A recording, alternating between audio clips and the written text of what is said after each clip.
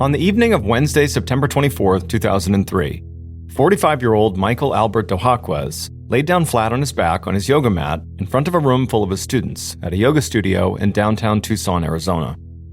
The students all followed Michael's lead, laying down for a pose called Shavasana, which signaled the end of a long workout. Michael loved this final pose because it was all about meditation, and it really helped him get centered for his day.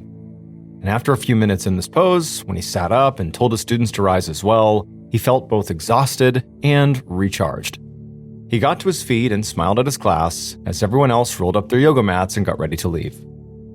Although Michael was a machinist by trade and spent his workdays in his shop tinkering with tools and small engines, he was actually a very artistic and kind of zen person. He spent his free time giving music lessons on his guitar, and he also taught 15 different yoga classes every week in various gyms and studios all across Tucson. His genuine enthusiasm about the physical, mental, and spiritual benefits of yoga were very infectious, and it put many of his students at ease around him. In fact, they were so comfortable with him that they called him MAD, which was short for his three initials, Michael Albert Dohaquez. Michael toweled the sweat off his face and looked up at the clock on the wall. It was almost 7 p.m., and his stomach was beginning to rumble.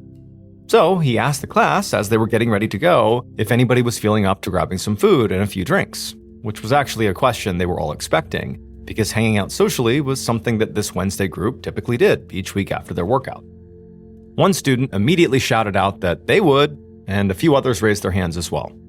So Michael suggested they all meet at a bar on 4th Avenue, not far from where the yoga studio was located. The students that were going all nodded their heads in agreement, and then all of them, the ones who were going and the ones who were not, all shuffled through the studio's door and outside to the parking lot. But before Michael shut off the studio lights and followed the group outside, he picked up his cell phone and called his girlfriend, Amber Trudell. He'd been seeing her off and on for about a year after first meeting her through his yoga lessons. Recently, things had been a bit rocky between Amber and Michael, but Michael still wanted to invite her out for dinner and drinks. He figured that by having her be a part of a big group setting out at a public place, that would sort of give them a chance to have fun without the opportunity to argue, since if they argued, it would be in front of everyone, so that was a natural deterrent. After a few rings, Amber answered her phone, and Michael told her very enthusiastically about his plans and said that he would love it if she came out with them. But Amber hesitated, and Michael frankly knew why. In addition to the problems they were having in their relationship, Amber was just a very shy person. She preferred private lessons with Michael rather than being a part of a big group where you had all these other people sort of watching you stretch for an hour. But after a few seconds of awkward silence on the line, Amber said that she actually would meet up with Michael and his students at the bar. Michael was thrilled and told Amber he would see her there.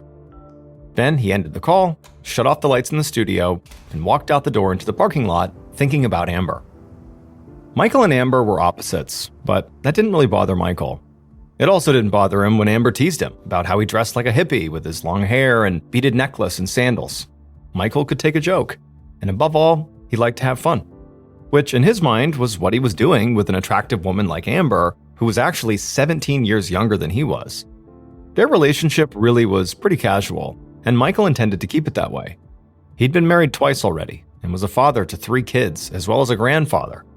And at this point in his life, he did not want to be tied down anymore. Amber, on the other hand, she did want to get serious. She kept asking Michael to marry her, and every few weeks, she'd break up with him for saying no. And so Michael knew that their relationship status would likely come up tonight in conversation.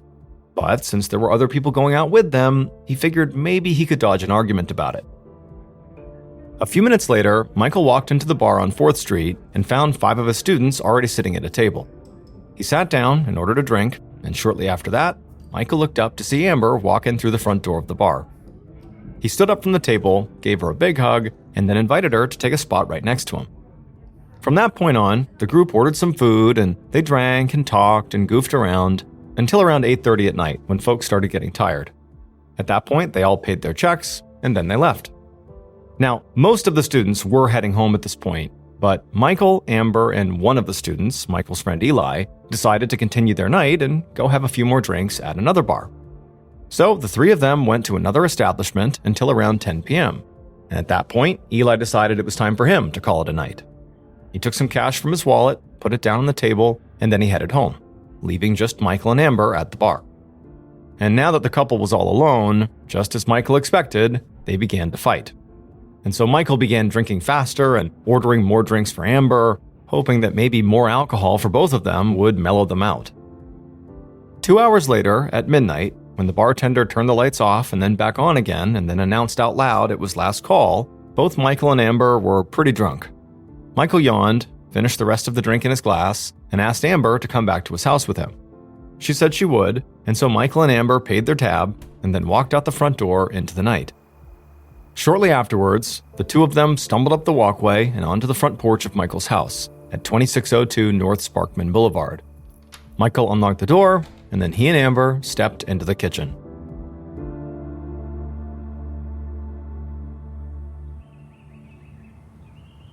A day and a half later, on Friday, September 26th, at around 6:30 in the morning, a woman was walking her dog along North Sparkman Boulevard in Tucson. The street was in a pretty rough neighborhood where there were lots of burglaries and muggings, and so most people kind of kept to themselves when they were passing through. Usually, the woman walked her dog at a fast pace with her head down, avoiding eye contact with other pedestrians and avoiding looking into other people's properties. However, when the woman passed in front of number 2602, something caught her attention. Just beyond some brush obscuring the front patio, she saw a flash of something light-colored that was obviously not vegetation. She turned her head to look and blinked for a second in confusion, because what she was looking at didn't make sense. It was a person's bare legs in shorts splayed out on the patio. Now, the weather had been excruciatingly hot and muggy and stifling for the last few days, including today, so the woman at first thought that maybe this person up on the porch had passed out from the heat. Now, as soon as she thought that, her first instinct was to walk up and investigate and make sure this person was okay. But since this was not really a safe neighborhood, the idea of just strolling up to some stranger's property seemed kind of risky. But just then, she saw another man walking on the street towards his car, and she called out to him and pointed over at the legs on the patio and asked if he would go see what was the matter. The man looked over at the house and saw what the woman was pointing at and sort of looked puzzled for a second. Then he turned back to the woman and gave a thumbs up, like, "Yep, I'll go check it out." Then the man walked over to the porch. The woman watched as the man walked up to the porch, and right as he got close to the legs, he called out the name Michael. And then the man who was doing this checkup, he began backing up, and then he turned and actually started running back towards the woman, and as he passed her, he just said, "I'm calling 911. Not long after that man called 911, Detective Ben Jimenez of the Tucson Police Department drove down North Sparkman Boulevard in his cruiser. He came to a stop just outside of number 2602, put his cruiser in park, and cut the engine. Around him, he saw other squad cars and ambulances doing the same thing. Jimenez stepped out of his air-conditioned cruiser into the hot, muggy morning air. He took off his suit jacket and tossed it onto the driver's seat, and then shut the door. He rolled up the sleeves of his white dress shirt, loosened his tie, and then walked from the curb up to the porch of the house, until he was standing next to the dead body of a man who was lying face up and wearing yoga pants and a tank top. Jimenez was not the first member of the Tucson PD on the scene, and one of the other officers who was already there told him that the body he was looking at belonged to the home's resident, who was named Michael Dohaquez. The officer told Jimenez that the rest of the property was empty. Michael was their only victim. Jimenez put on a pair of disposable gloves and squatted down next to the body. He could see there was a single bullet wound in the center of Michael's forehead. Around the bullet wound, Jimenez could see a black star-shaped gunpowder burn. There was lots of dried blood on the porch floor around the head, and more blood on Michael's clothes and legs. Jimenez mentioned to the officer to be on the lookout for any shell casings. Then Jimenez put his hand up to Michael's exposed skin and found that it was actually still warm. The fact the body had not gone cold yet suggested that Michael may have been killed only a few hours earlier, probably in the early hours of Friday morning. Jimenez looked at Michael's hands and saw that they were covered in scratches, which told him that Michael very likely must have fought with his attacker. Jimenez stood back up, but just as he was about to walk inside the house, he stopped, because he noticed that some guitar and violin cases were haphazardly stacked up outside on the porch. And this struck him as odd, because nobody in this neighborhood would ever store expensive musical equipment outside, or really anything sort of like obviously expensive outside, because it could get stolen. But regardless, Jimenez stepped through the front door and into the kitchen, and as he did, he saw more music gear. This time it was an amplifier and a guitar stand that had been left to the side of the door just inside the house. On the floor near the gear, Jimenez saw broken glass from a shattered window pane. And so already, Jimenez was beginning to develop a theory. He wondered if maybe Michael had interrupted a robbery. Maybe the thief or thieves had been in the process of shuffling the musical equipment out of the house onto the porch, kind of stacking it up near the door as they were doing it, when Michael came out and confronted them. The broken glass in the kitchen suggested that the fight maybe started there, or at least in part happened right there, and then from there, they moved through the door onto the porch where Michael was ultimately shot.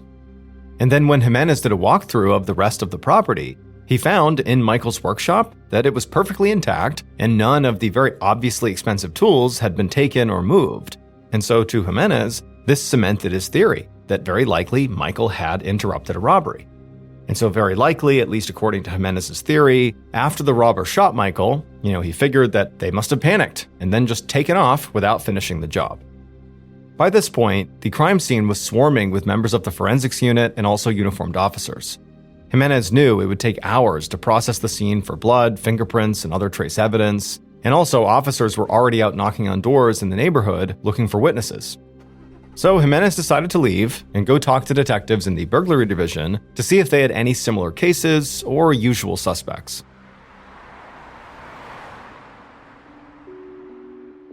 Back inside of headquarters, Detective Jimenez walked quickly to the burglary division. He rapped on the open door of one of the offices there and caught the attention of a detective at a desk. Jimenez explained the case he just caught, laid out his theory about a home robbery gone wrong, and then asked the detective if he had any recent robberies on or around North Sparkman Boulevard. And the second Jimenez mentioned North Sparkman Boulevard, he saw this detective's eyes light up. He shot straight up in his chair and very excitedly said that yes, he did in fact have something.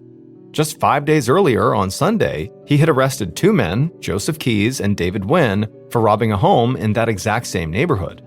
But that wasn't all. First of all, Keyes and Wynn lived in a house that was just a mile away from Michael's place, and, most importantly, one of the items these 2 men had stolen was a guitar.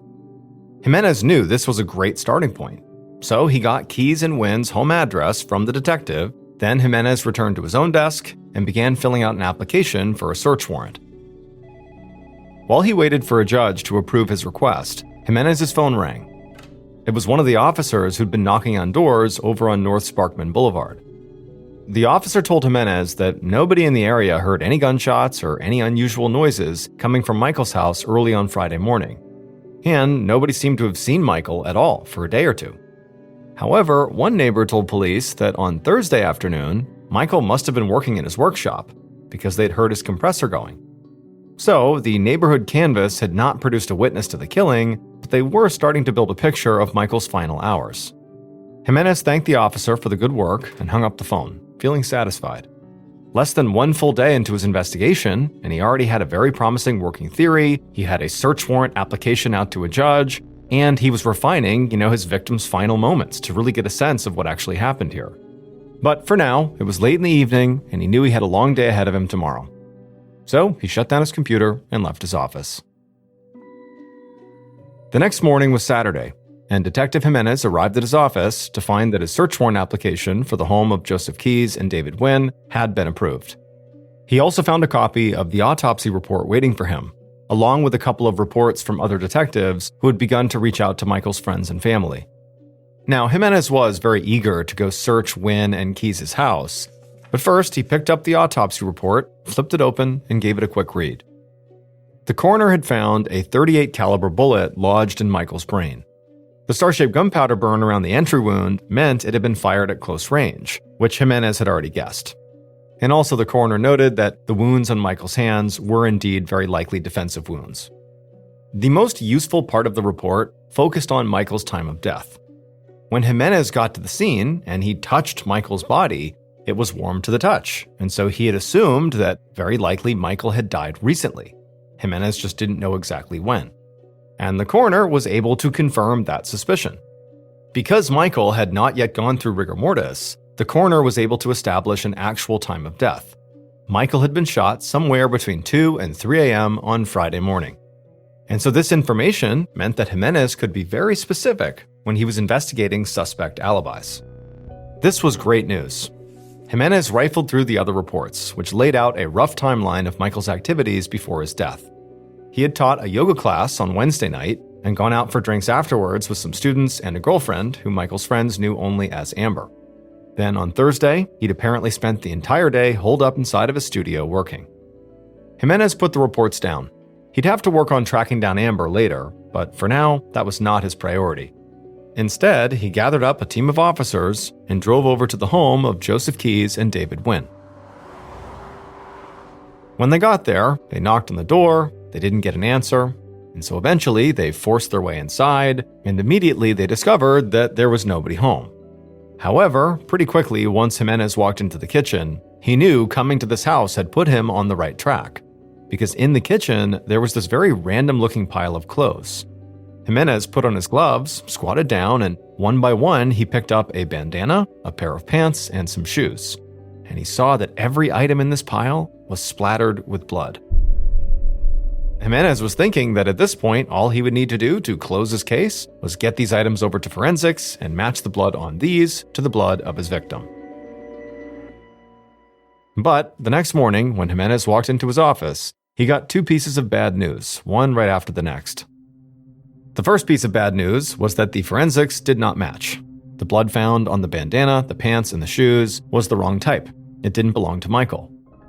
And the second piece of bad news was that even though Joseph Keyes and David Wynn appeared to be the perfect suspects on paper for this murder, robbery detectives had found one big problem.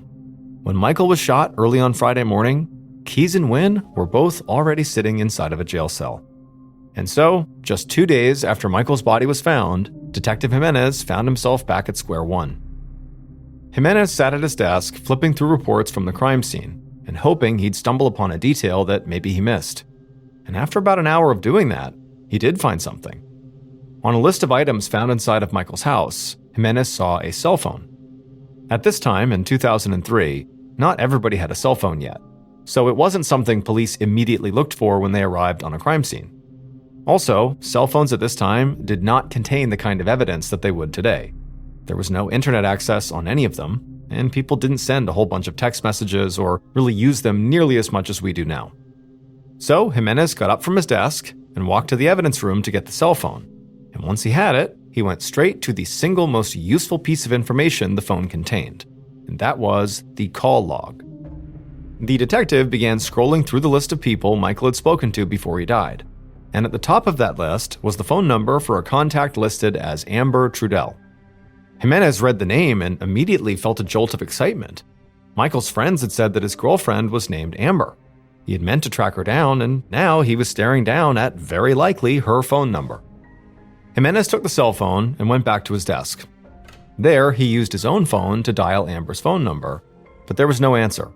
It just rang and finally went to voicemail, which was very disappointing. So Jimenez left a voicemail and asked Amber to please call him back at her earliest convenience. After he hung up, Jimenez just stared at the call history list again. And as he did, he noticed something curious.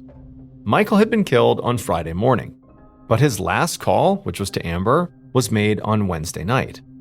It seemed bizarre to Jimenez that there was this weird gap in time leading up to Michael's death. It was hard to imagine that all day Thursday, Michael hadn't spoken to anyone. And as he thought about this, he also found it to be kind of suspicious that Amber had not already come forward to talk to the police, considering that her boyfriend had been murdered. And so Jimenez began dialing numbers from Michael's contact list in his phone, including Michael's ex-wives and his adult kids, asking about Amber, looking for any information he could.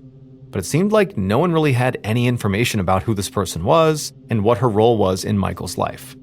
So, by the time Sunday came to a close, Jimenez had a new hunch about where he should focus his investigation: on his victim's girlfriend, Amber. The next morning, on Monday, when Amber still had not returned Jimenez's phone calls, he tried her again. And this time, his call went straight to voicemail instead of ringing like it had the day before. This meant her phone had shut off. Jimenez wasn't sure what to make of this. It was possible that Amber's cell phone had simply run out of batteries. In 2003, that wasn't that unusual to have your phone die and just sort of go without your phone for a while. Also, people did periodically just turn their phone off and not return calls. It was just a different time. But with every hour that went by that day without getting a call back from Amber, Jimenez couldn't help but get more suspicious. Finally, the next day on Tuesday, Jimenez got a phone call. When he picked it up, he hoped it was going to be Amber. But it wasn't Amber. It was Amber's boss, who Jimenez didn't know and had not called. And Amber's boss, who said she had heard about the murder on TV, had a story that changed everything Jimenez thought he knew about this case. The boss said that Amber worked for her as a bookkeeper at a charity called Child and Family Resources, and Amber was usually very reliable. But on Thursday, so a day before the murder, Amber had called out of work for what she said was a family emergency. She had been supposed to return a day ago, on Monday, but she hadn't shown up. And so Jimenez scribbled all this down, thinking that Amber did seem to make a pretty good suspect after all. But then, Amber's boss said there was one more thing. Amber's relationship with Michael was not a typical boyfriend-girlfriend relationship. It was an affair. Amber was married. Less than an hour later, Detective Jimenez walked into the air-conditioned bagel shop where Amber's boss had said that Amber's husband worked. After he had wrapped up the call with Amber's boss, Jimenez was left with a feeling of whiplash. Until her boss had told him about the husband, he had been viewing Amber as a possible suspect, and a good one.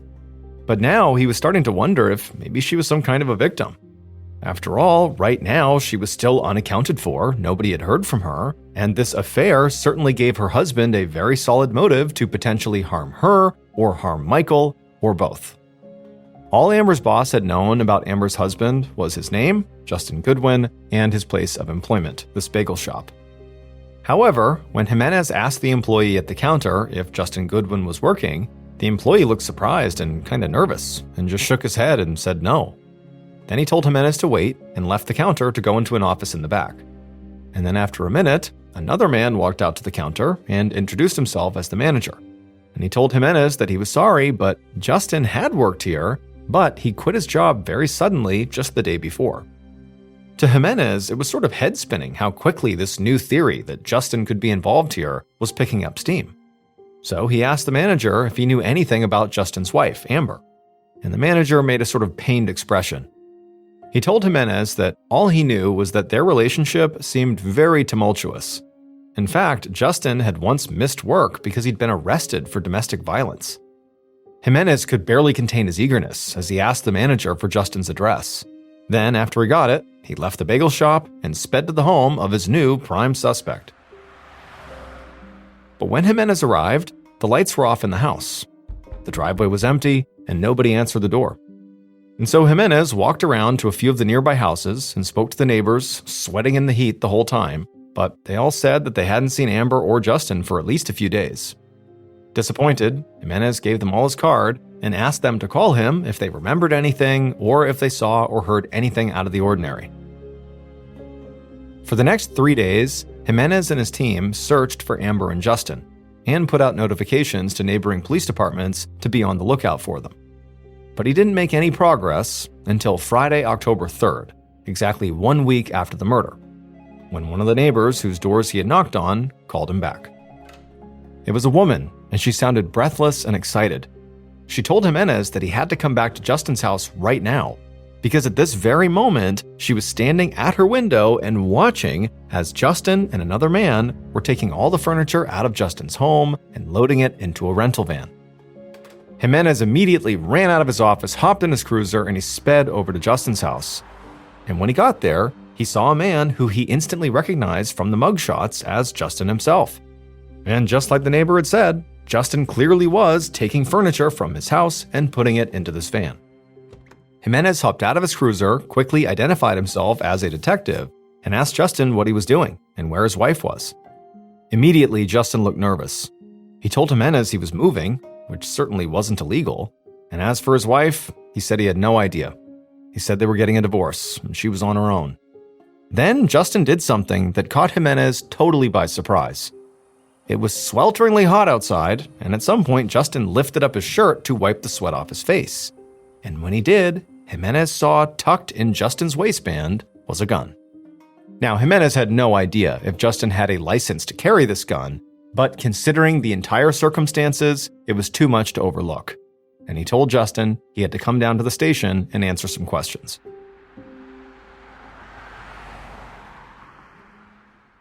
Once they were at the station, Jimenez led Justin into an interview room.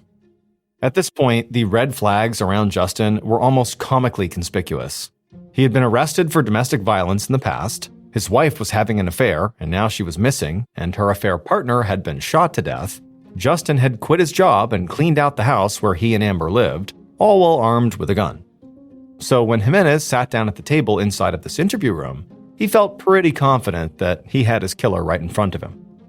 Jimenez handed Justin a bottle of water and then began asking him questions, starting with, did he know a man named Michael Dohaquez? Jimenez watched as Justin took the cap off his water and raised it to his mouth before answering, and he saw that Justin's hand was visibly shaking.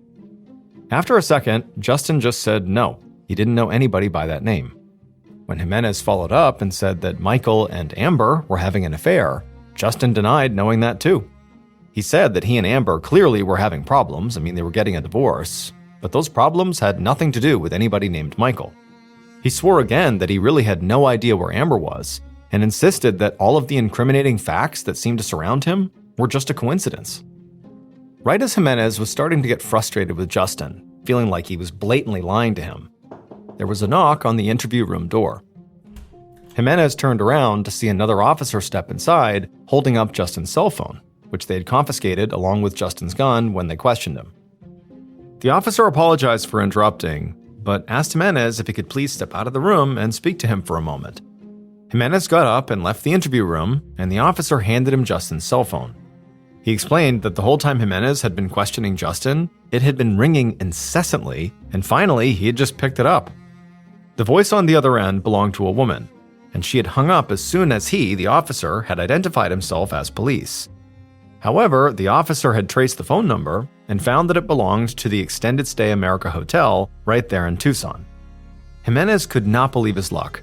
Whoever that was calling Justin, if he could just catch them before they left that hotel, they might be able to give him some real answers about what Justin had been up to for the past few days. So Jimenez asked the officer to keep an eye on Justin because he was going to go track down this mystery caller. A half an hour later, Jimenez was offering a pleasant but very impatient smile to the employee behind the front desk at the Extended Stay America Hotel. The detective had no way of knowing what room the mystery calls had come from, so the employee was looking it up for him, but it was taking forever. Finally, though, the employee looked up and said he did have a woman staying in the room where the calls came from, and the employee said that woman's name was Amber Trudell.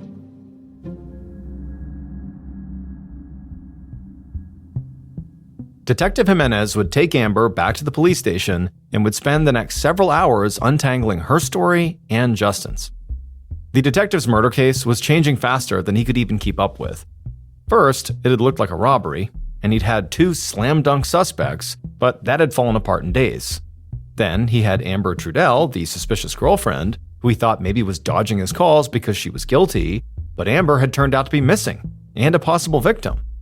That revelation had given him Justin Goodwin, the jealous husband, but just as Jimenez had thought he was closing in on Justin for killing Michael and maybe even Amber too, Amber herself had reappeared, holed up in a hotel, and calling Justin over and over again. Whatever Justin and Amber were relationship-wise, they apparently were not totally broken up yet.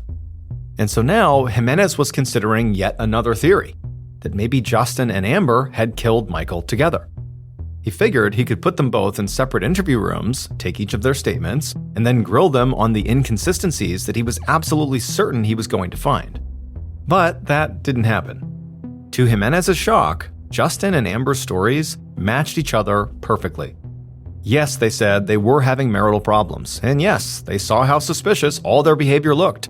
Between Justin quitting his job and lying to police about where Amber was, and Amber abandoning her job and ignoring all of Jimenez's calls while hiding in a hotel, but they swore they didn't kill Michael, and they had alibis to prove it. Because on Thursday morning, so almost a full 24 hours before the murder, they had left Tucson, headed 3.5 hours north to a mountain town called Sholo, Arizona, where Justin's mother and stepfather lived. They told Jimenez to call Justin's parents and check for himself. And so Jimenez did just that, not really sure what to expect. He didn't really have high hopes here that they were going to actually be able to confirm their alibi. But it would turn out that Justin's stepfather, he was a retired police detective, and he was very straightforward and specific about the timeline. And even though this kind of poked a hole in his whole case, Jimenez believed him. And so this meant that between the hours of 2 and 3 a.m. on Friday, when Michael was shot to death, Amber and Justin were almost 200 miles away. And not only that, but Justin's gun, that had been such a red flag, was not the same caliber as the murder weapon. And so Jimenez's best suspects were just more dead ends. Jimenez let Amber and Justin leave the police station, and he went back to his desk, where he slumped in his chair and stared miserably at nothing. By now, it was late in the day, and Jimenez had no new ideas. His case was turning out to be much more complicated than he had initially thought, and now nothing was making any sense. And so he figured, what he really needed to do now was just take the weekend and look at the case with fresh eyes on Monday. There had to be something he was missing, some piece of evidence that he was either misinterpreting or missing altogether. He decided he would make one more phone call and then head home. He picked up the phone on his desk and dialed the number for the coroner's office. And like he expected, on a Friday night, nobody picked up. So he left a voicemail asking the coroner to take one more look at all the Michael Dohakwa's evidence. He explained he wasn't totally sure what he was looking for, but something just didn't feel right. And he wanted the coroner to look really closely one more time so that he had sort of a good starting point on Monday. Then Jimenez hung up the phone, picked up his jacket, and headed home. The tip that would break this case wide open came early the following week, but the tip didn't come from the coroner. It was a phone call from someone Detective Jimenez had spoken to already in this investigation, and who he never expected to hear from again. This person said that Jimenez had to come meet with them right now, and Jimenez didn't hesitate, because what this person had to say didn't make sense with the rest of the evidence that the detective had. But the detective no longer trusted all of his evidence. He was sure there was something wrong with his facts, he just wasn't sure what it was, and so maybe this was part of it. Jimenez drove out to meet the person who called him, and the person took him for a walk. They said they wanted to show him a hole that they had found in the dirt. And when Jimenez got to that hole, he stood there panting in the warm air, and he realized that finally, he knew who his murderer was. He just had to figure out how this was possible. And this is where the coroner came in. Because shortly after Jimenez got back to the station, the coroner called to tell Jimenez that he had been right. They had all misinterpreted one very important piece of evidence. The truth had been right in front of them all along. They just hadn't put it together. It was 1:30 in the morning, and Michael had just confronted his killer in the messy kitchen of his home. The killer was enraged, and the two of them were standing near the sink, shouting at each other. At some point, the killer grabbed a glass and threw it at Michael, but Michael managed to dodge it, and the glass hit a window pane near the front door, shattering glass all over the ground. Michael was about to step towards the killer to stop them from throwing anything else at him, but there was something he didn't realize. The killer was hiding a revolver. And suddenly the killer drew their weapon, and when Michael saw it, he rushed forward to try to wrench it out of their hands. They struggled, but Michael couldn't get a hold of the gun, and they wrestled together out the front door, and then the killer fired. Michael fell backwards onto the patio, dead. At this point, the killer looked up and down North Sparkman Boulevard to make sure nobody was around, and when they were sure they were good, they took off running into the warm summer night. It would turn out all of Jimenez's suspects, Joseph Keyes, David Wynn, Justin Goodwin, and Amber Trudell, did have alibis for Friday, September 26th, between 2 and 3 a.m., which was when the police thought Michael had been murdered. But law enforcement was wrong about Michael's time of death. The heat had fooled them. Michael was not shot to death early on Friday morning, September 26th. He was shot to death early on Thursday morning, September 25th. His body was warm when Detective Jimenez reached down to touch his skin because it had been very hot and muggy outside the whole time he was lying there. The coroner thought the body temperature, combined with the flexibility of the body, meant that death had been recent and that rigor mortis had not begun. But in reality, a hot and moist environment can cause rigor mortis to happen more quickly after death and last for a shorter period of time. So in reality, Michael's rigor mortis had already come and gone by the time Jimenez touched his body, And so the reason he was sort of flaccid feeling is because he no longer was in rigor mortis. And so when the coroner had gone back over the evidence at Detective Jimenez's request, he found something he had missed. Michael's body had larvae in its eyes, which was an indication that he had been dead for a lot longer than a few hours. And when police went back to the crime scene, they realized that the compressor the neighbor had heard on Thursday, which caused them to think that Michael was alive and well and working in a shop that day, was actually set to refill automatically. So that noise had not meant anything at all. It did not mean that Michael was in there at work. And so the adjustment of the time of death from Friday to Thursday morning allowed Jimenez to make sense of that final phone call he got from the person he had already spoken to, who called him asking to meet. That person was Justin's stepfather, the retired police officer. The stepfather had been telling the truth about the timing of Justin and Amber's visit, and that had ruled them out as suspects when the belief was Michael had been killed on Friday. But after he had gotten off the phone with Jimenez, the stepfather had followed a hunch out to the back of his property where he discovered a hole in the dirt. And inside that hole was the murder weapon. But the person who hid that gun was not Justin. It was his soon-to-be ex-wife, Amber Trudell.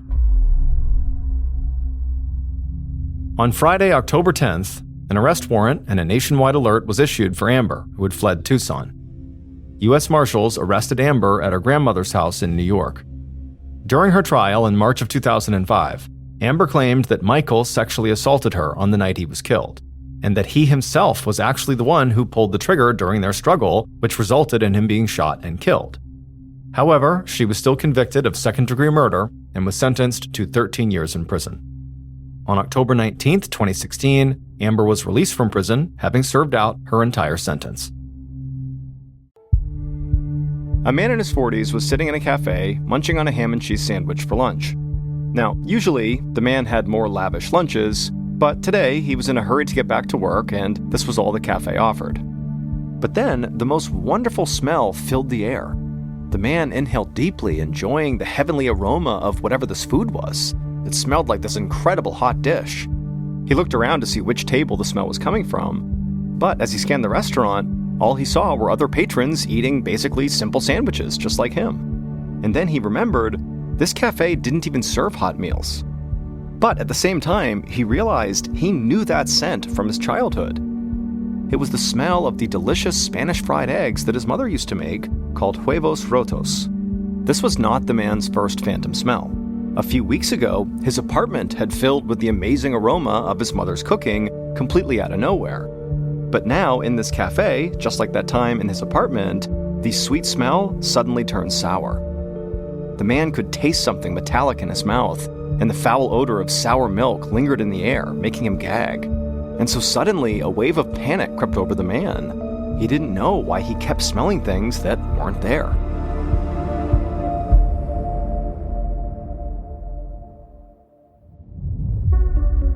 From Ballen Studios and Wondery, I'm MrBallen, and this is MrBallen's Medical Mysteries, where every week we will explore a new, baffling mystery originating from the one place we all can't escape, our own bodies. If you like today's story, ask the follow button to go on a long hike with you, but before you go, superglue a tiny pebble inside one of their shoes. It's common wisdom that diet and exercise are the best ways to maintain your health. As they say, an apple a day keeps the doctor away. But sometimes, no matter how fanatical you are about counting calories and getting daily exercise, there's just nothing you can do to keep certain illnesses at bay. And on this episode, we have two stories about extremely healthy people who find themselves fighting off strange, deadly conditions. The first story is about a marathon runner who suddenly goes through a drastic lifestyle change with no explanation. And the second and final story is about an active older woman who unexpectedly finds herself in the hospital, with doctors struggling to figure out what's wrong with her before it's too late.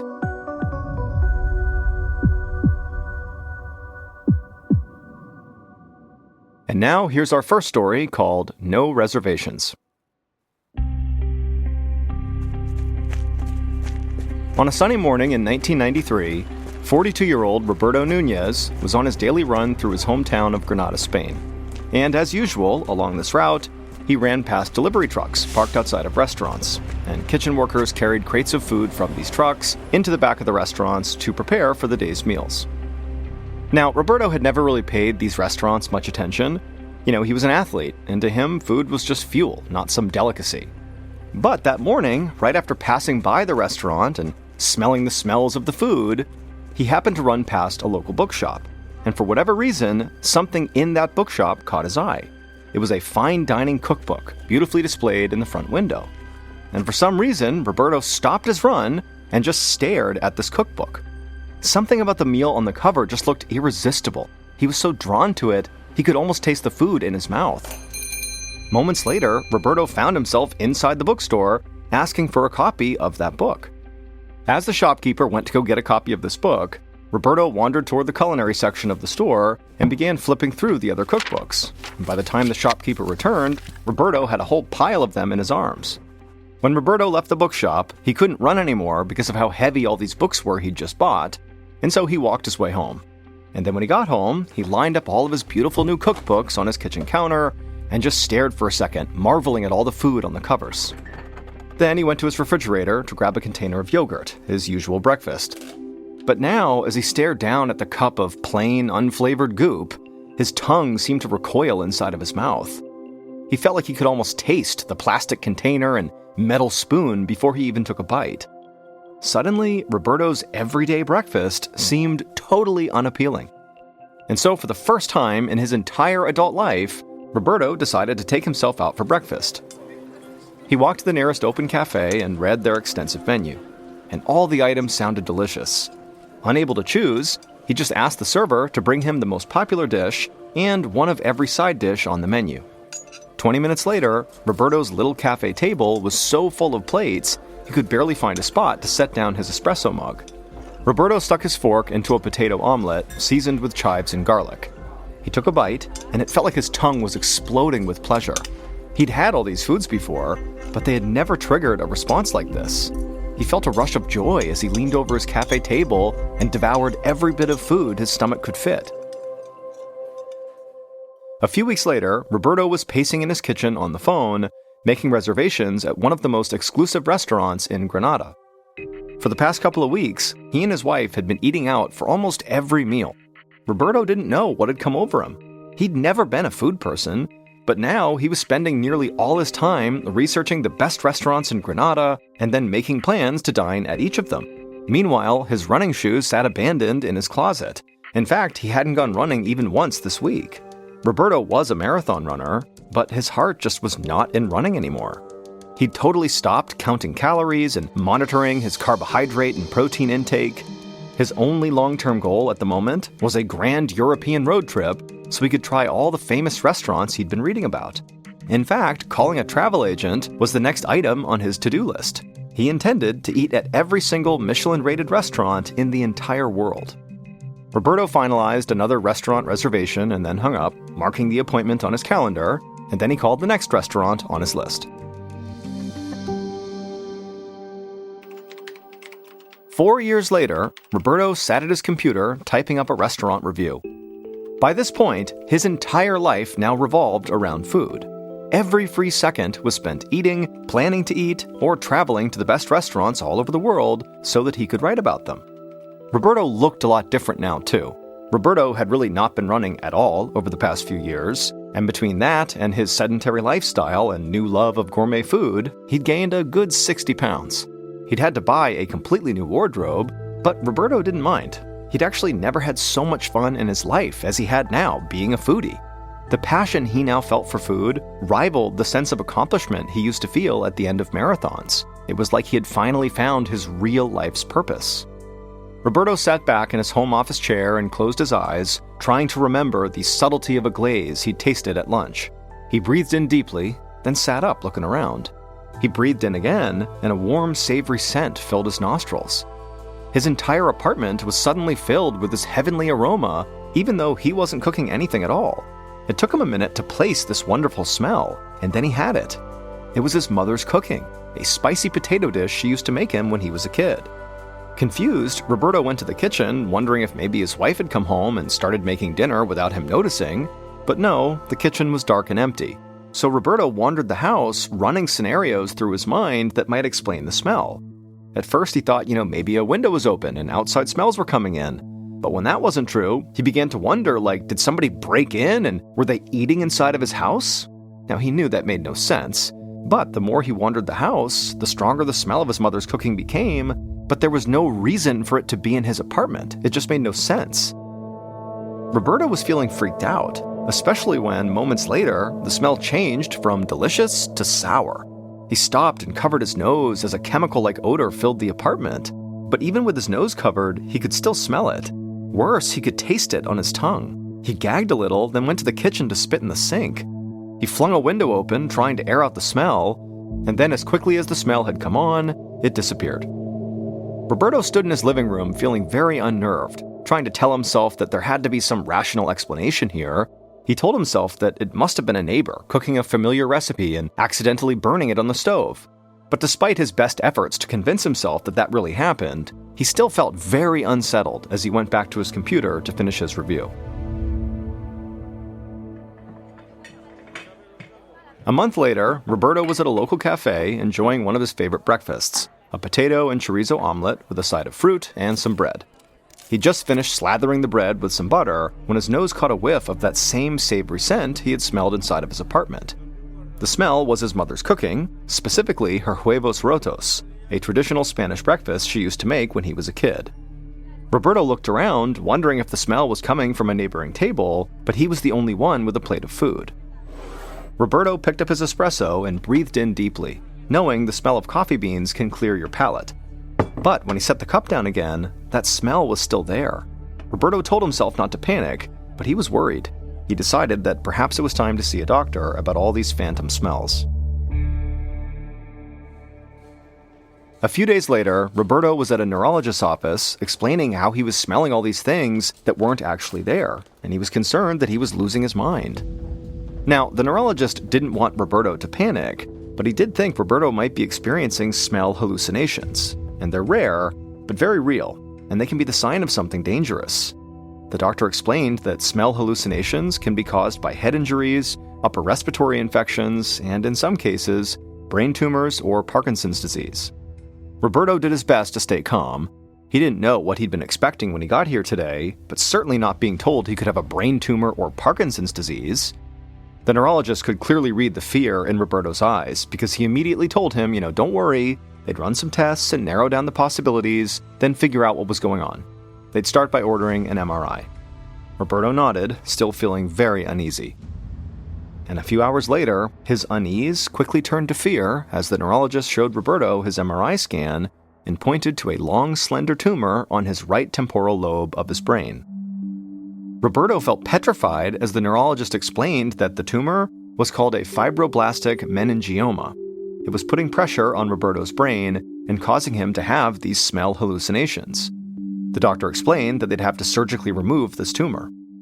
Roberto felt a surge of adrenaline as he imagined himself undergoing brain surgery. He was going to be sick. He bent over, his arms on his knees, trying to catch his breath. And at the same time, the neurologist assured him that they would take very good care of him. The doctor said he would be with Roberto every step of the way.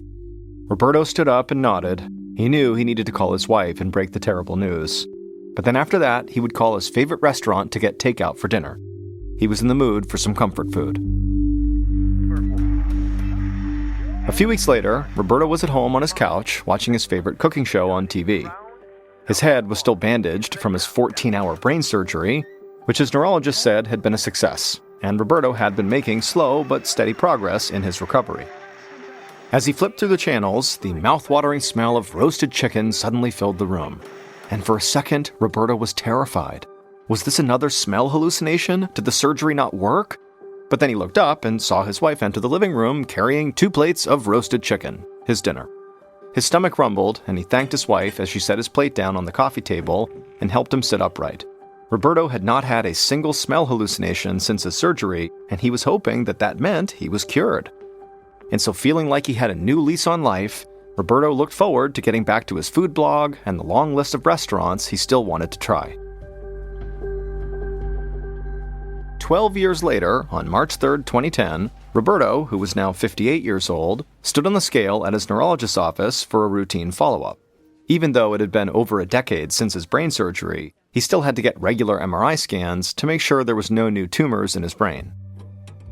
The nurse took note of Roberto's weight. By this point, Roberto had gained approximately 110 pounds since he first took an interest in food. But this just didn't really bother him. He knew he'd been gaining weight steadily over the years, because after all, he ate rich and decadent foods for almost every meal, something he just loved to do. And besides, his career in food had really become quite incredible. Roberto was now a widely recognized and respected food critic. He wrote for prestigious magazines and gastronomy guides, and had been featured in a few newspapers.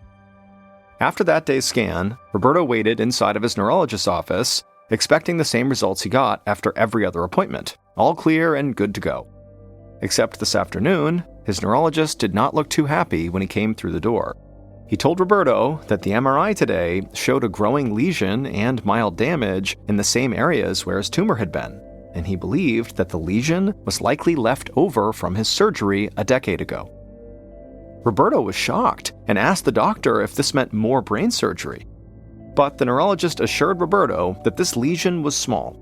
So small, in fact, they could very likely manage it without having to resort to surgery. Instead, they would do something called radiosurgery, which is when very focused beams of radiation are used to treat cancer cells in other tissue without any incision. Roberto liked the sound of that and scheduled the radiosurgery for later that week. A month later, Roberto parked his car along a street in Granada and adjusted his tie. Then he opened the passenger door for his wife, and the two of them began walking up the sidewalk on their way to a restaurant opening. And as they strolled along the boulevard, Roberto told his wife the good news. He'd had a follow-up doctor's appointment at his neurologist that afternoon. He'd completed his radiosurgery appointments at the start of the month, and now his neurologist told him that his lesion had shrunk by more than 25% and was no longer pressing on his temporal lobe. His neurologist felt optimistic that the lesion would soon be gone, and Roberto would be in full remission. As they neared the restaurant, Roberto's wife gave him a kiss and told him this was fantastic news. She was so relieved. Then the hostess led Roberto and his wife to their table and removed the shiny gold reserved placard as they sat down.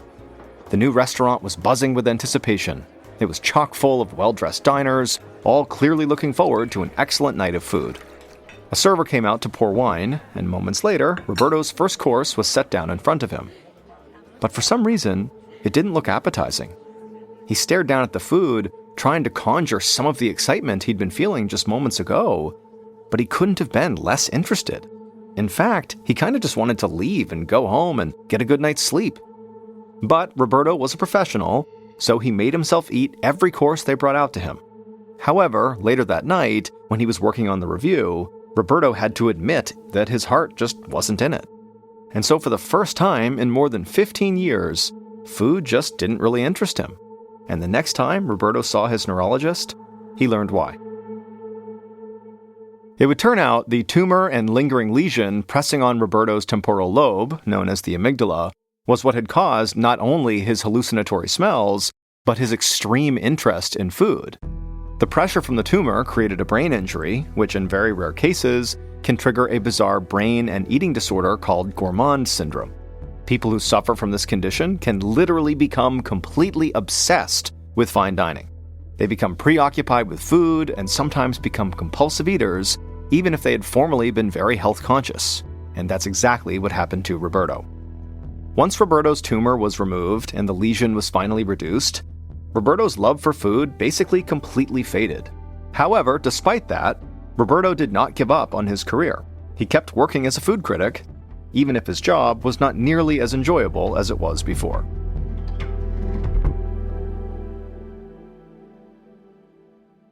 Hey, it's MrBallen. I'm excited to tell you about something special. For the first time, my show, MrBallen's Medical Mysteries, has joined forces with Redacted, Declassified Mysteries with Luke LaManna, to tell a story so complex it required our combined storytelling styles. This special episode is called A Redacted Medical Mystery. In it, unexplained symptoms after a routine surgery quickly unravel into something much darker, leading straight to classified government operations hidden for decades. To listen and uncover the truth alongside us, head to either the MrBallen's Medical Mysteries or Redacted show pages right now. or search for A Redacted Medical Mystery in the Wondery app or wherever you get your podcasts. If you're fascinated by unexplained medical stories, well, stick around on Medical Mysteries. Every week, we dive deep into cases that will leave you questioning everything you know about the human body. And if government conspiracies are more your style, Redacted is your go-to for stories that unravel secrets never meant to see the light of day. Remember, you can listen to both shows early and ad-free by joining Wondery Plus. Hey listeners, big news for true crime lovers.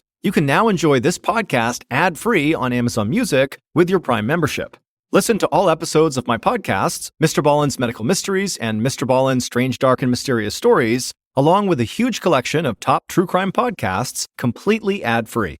No more wading through cliffhangers or dealing with ads, because let's be honest, ads shouldn't be the most nerve-wracking part of true crime. To start your ad-free listening journey, download the Amazon Music app for free or head to amazon.com/ballen. That's amazon.com/BALLEN. Dive into uninterrupted true crime stories today. And now, here is our second and final story of today's episode, called The Bitter End. One morning in 2022, a 64-year-old woman named Beth shuffled into her kitchen in Ontario, Canada. It was early, and so Beth was still wearing her pajamas. She opened up her kitchen window to let fresh air blow inside, and as she did, she took in a deep breath and smiled. Beth always reminded herself not to take life's small pleasures, like a cool summer breeze, for granted. She grabbed a loaf of whole wheat bread off the counter and put 2 slices in the toaster. Then she opened her fridge and pulled out a container of green juice and a couple of organic eggs. Beth was extremely health and diet conscious and usually had this same breakfast every morning. She drank 2 glasses of juice while her toast cooked, and she scrambled her eggs. Then she sat at the kitchen table to eat. When she finished, she put her dishes in the sink and walked back to her room to get dressed for her morning jog. But as she was trying to decide what shirt to wear, Beth felt this dull pain in her lower abdomen. At first, she was able to ignore it, but then the pain got sharper and Beth suddenly was clutching her stomach. And then she felt weak, and a wave of nausea made her rush from her closet to her bathroom, where she vomited and then had diarrhea. Beth shakily walked to the sink and drank a few sips of water from the tap. When she looked in the mirror, she saw that her face was beet red. She could feel her heartbeat thudding in her throat, and so she brought 2 fingers up to her neck and began to count her pulse. And she found her heart was absolutely racing, and it really scared her because she had high blood pressure, and so she knew, at any point, something could go wrong with her heart. And so suddenly, Beth feared she might be having a heart attack. She stumbled back to her kitchen, she grabbed her landline phone off the counter, and she dialed 911. Less than half an hour later, Dr. Jacob Adams heard a siren blaring as an ambulance pulled up outside of the University of Ottawa's Montfort Hospital. A paramedic hopped out of the back of the vehicle and rushed into the emergency room, shouting to the doctor that, "Hey, we have a patient who's in shock here." And so Dr. Adams immediately ran with the paramedic out towards the ambulance, knowing he had a very sick patient on his hands. Shock occurs when a person doesn't have enough blood circulating throughout their body, and left untreated, it can rapidly lead to organ damage or even death. And this patient, Beth, was already in bad shape. The paramedic said that she was vomiting, she had diarrhea, and her blood pressure was dangerously high. Another paramedic followed closely behind the first, and together, they brought Beth into the emergency room on a gurney. Dr. Adams saw how pale and confused she looked, and knew there was no time to waste. He directed the EMT to wheel Beth into the nearest exam room, while the other paramedic briefed him on Beth's medical history. They told the doctor that Beth had been relatively healthy until today, but she had been taking medications for 2 conditions, high blood pressure and a thyroid deficiency that can leave patients feeling tired and looking pale. Otherwise, she was taking no other drugs. She didn't even take vitamins or over-the-counter supplements. The paramedic said Beth had deteriorated right before their eyes. When they first arrived at Beth's house, she was able to talk to them about her fear that she was maybe having a heart attack. But since then, she had gotten so much sicker that now she could barely talk.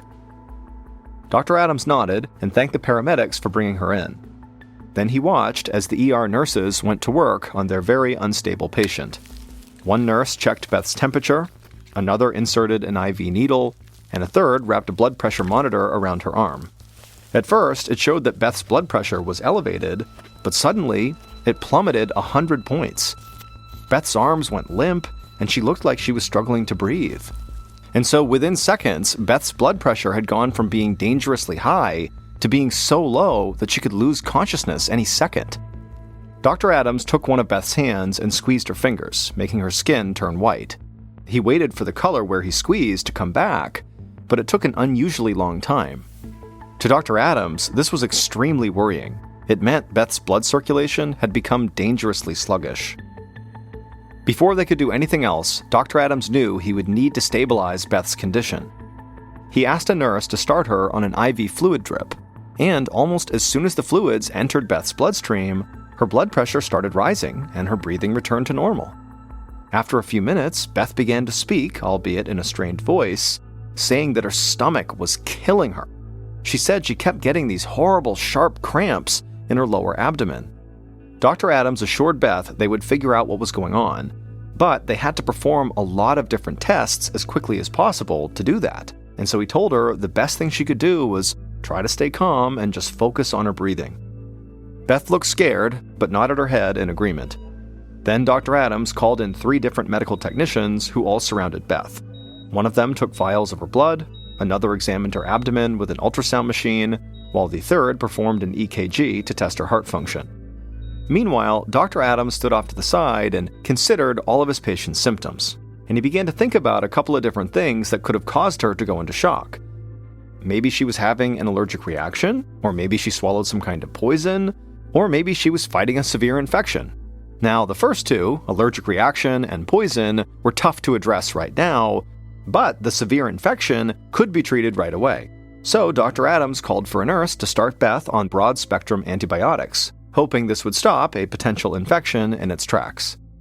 While a nurse gave Beth a dose of antibiotics through her IV tube, one of the medical technicians finished taking Beth's blood. Dr. Adams told him to have the blood tested for signs of infection, and also to run an emergency toxicology test to see if there were any traces of poison inside of Beth's body. At almost the same time, the ultrasound technician pulled up black and white images of Beth's digestive system onto a computer screen and told Dr. Adams that they didn't see anything out of the ordinary, like fluid buildup or a bowel obstruction. However, the technician who was doing the EKG had much more ominous news. They said the left side of Beth's heart was working much harder than it should have been, a sign that her heart was not functioning correctly. It could mean that the right side of her heart was failing, and so as a result, the left side was trying to make up for it, which Dr. Adams knew could easily put Beth's life in danger. But, alarming as the EKG results were, they didn't help Dr. Adams determine what was actually causing Beth's intense distress. He needed to get a better understanding of how all of her internal organs were functioning. So he decided to bring her into the radiology department for a CT scan, which would take pictures of the inside of her body. The scan only took about 15 minutes, but it revealed that Beth's problems went beyond her heart.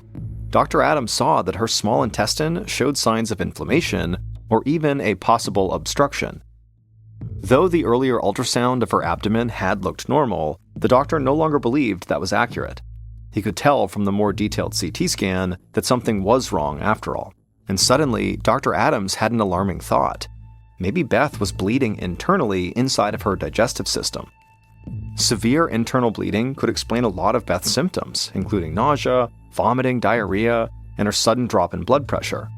But this would be a terrifying diagnosis. If Dr. Adams didn't locate and stop the bleeding right away, Beth could bleed to death. A few minutes later, Dr. Adams received the results of Beth's blood work. Her toxicology report came back normal, meaning technicians had not found any poison in her system, but on the other hand, the results showed she did have elevated levels of a protein found in red blood cells, which did seem to indicate she did have internal bleeding. And just as the doctor set her test results aside, Beth's blood pressure suddenly plummeted again. She went pale and her breathing became labored.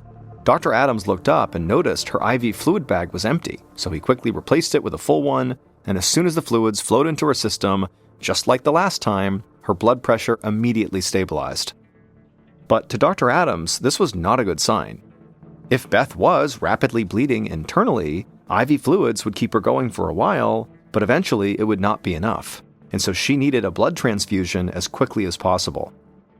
And at this point, Beth looked sicker than ever. She groaned in pain and then leaned over the side of her hospital bed and vomited up blood. Now, Dr. Adams was certain that she was bleeding internally into her stomach, which was why she was throwing up the blood. He immediately called in a nurse, who began giving Beth a blood transfusion.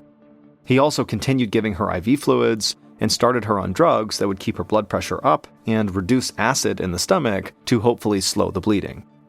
After all that, Dr. Adams transferred Beth to the intensive care unit, where they met with a gastrointestinal specialist named Dr. Christina King. Dr. King said she needed to insert a tiny camera down Beth's throat and into her abdomen. That way, she could see firsthand where the blood was coming from. Dr. King turned to Beth, whose face was scrunched up in pain, and explained the procedure. Beth would be put under light anesthesia for about 30 minutes, and during that time, Dr. King would insert a tube with the camera on one end into Beth's esophagus and down into her stomach. Beth looked uneasy, but she was so sick that a tube going down her throat seemed like a small price to pay for some answers. She said okay, and the doctors got to work prepping her for the procedure. About 15 minutes later, Beth had been put under anesthesia and was lying on her side on a bed in her ICU room. Dr. King stood beside her and carefully inserted the long, thin tube down her throat. Dr. King could see the inside of Beth's esophagus on a screen right beside her bed. Dr. King moved the tube further down Beth's digestive system, and as soon as the camera entered Beth's stomach, Dr. King saw that her stomach lining was swollen, red, and bleeding. The bleeding was not severe, but the doctor knew that was only thanks to the drugs that Dr. Adams had given Beth. Later that afternoon, Dr. King sat in the ICU with Beth, who was still sedated from her procedure. Beth did look much better than she had just a few hours ago, and Dr. King was glad that the treatment she and Dr. Adams had come up with seemed to be working. Her internal bleeding had largely stopped, at least for now, and so for the time being, Dr. King could really focus on why Beth was bleeding internally. Dr. King was starting to think that Beth's illness had been caused by something that she might have eaten rather than by poison or an infection. And so once Beth woke up from her procedure, Dr. King asked her if she'd eaten anything out of the ordinary that morning before she'd gotten sick. Beth initially said no. She'd had the same breakfast she ate every single morning: whole wheat toast, organic eggs, and homemade green juice. However, Beth said, now that she thought about it, her juice had tasted a bit more bitter than usual. Dr. King asked what kind of juice it was, and Beth said, she made it herself from a type of green squash called bottle gourds that she had bought at the store. She'd heard that bottle gourds were a really great health food, and so for the last several years, she'd been pureeing the vegetables into a juice that she would drink every morning. Dr. King just stared at Beth, because suddenly she knew what was going on with Beth, and it made perfect sense.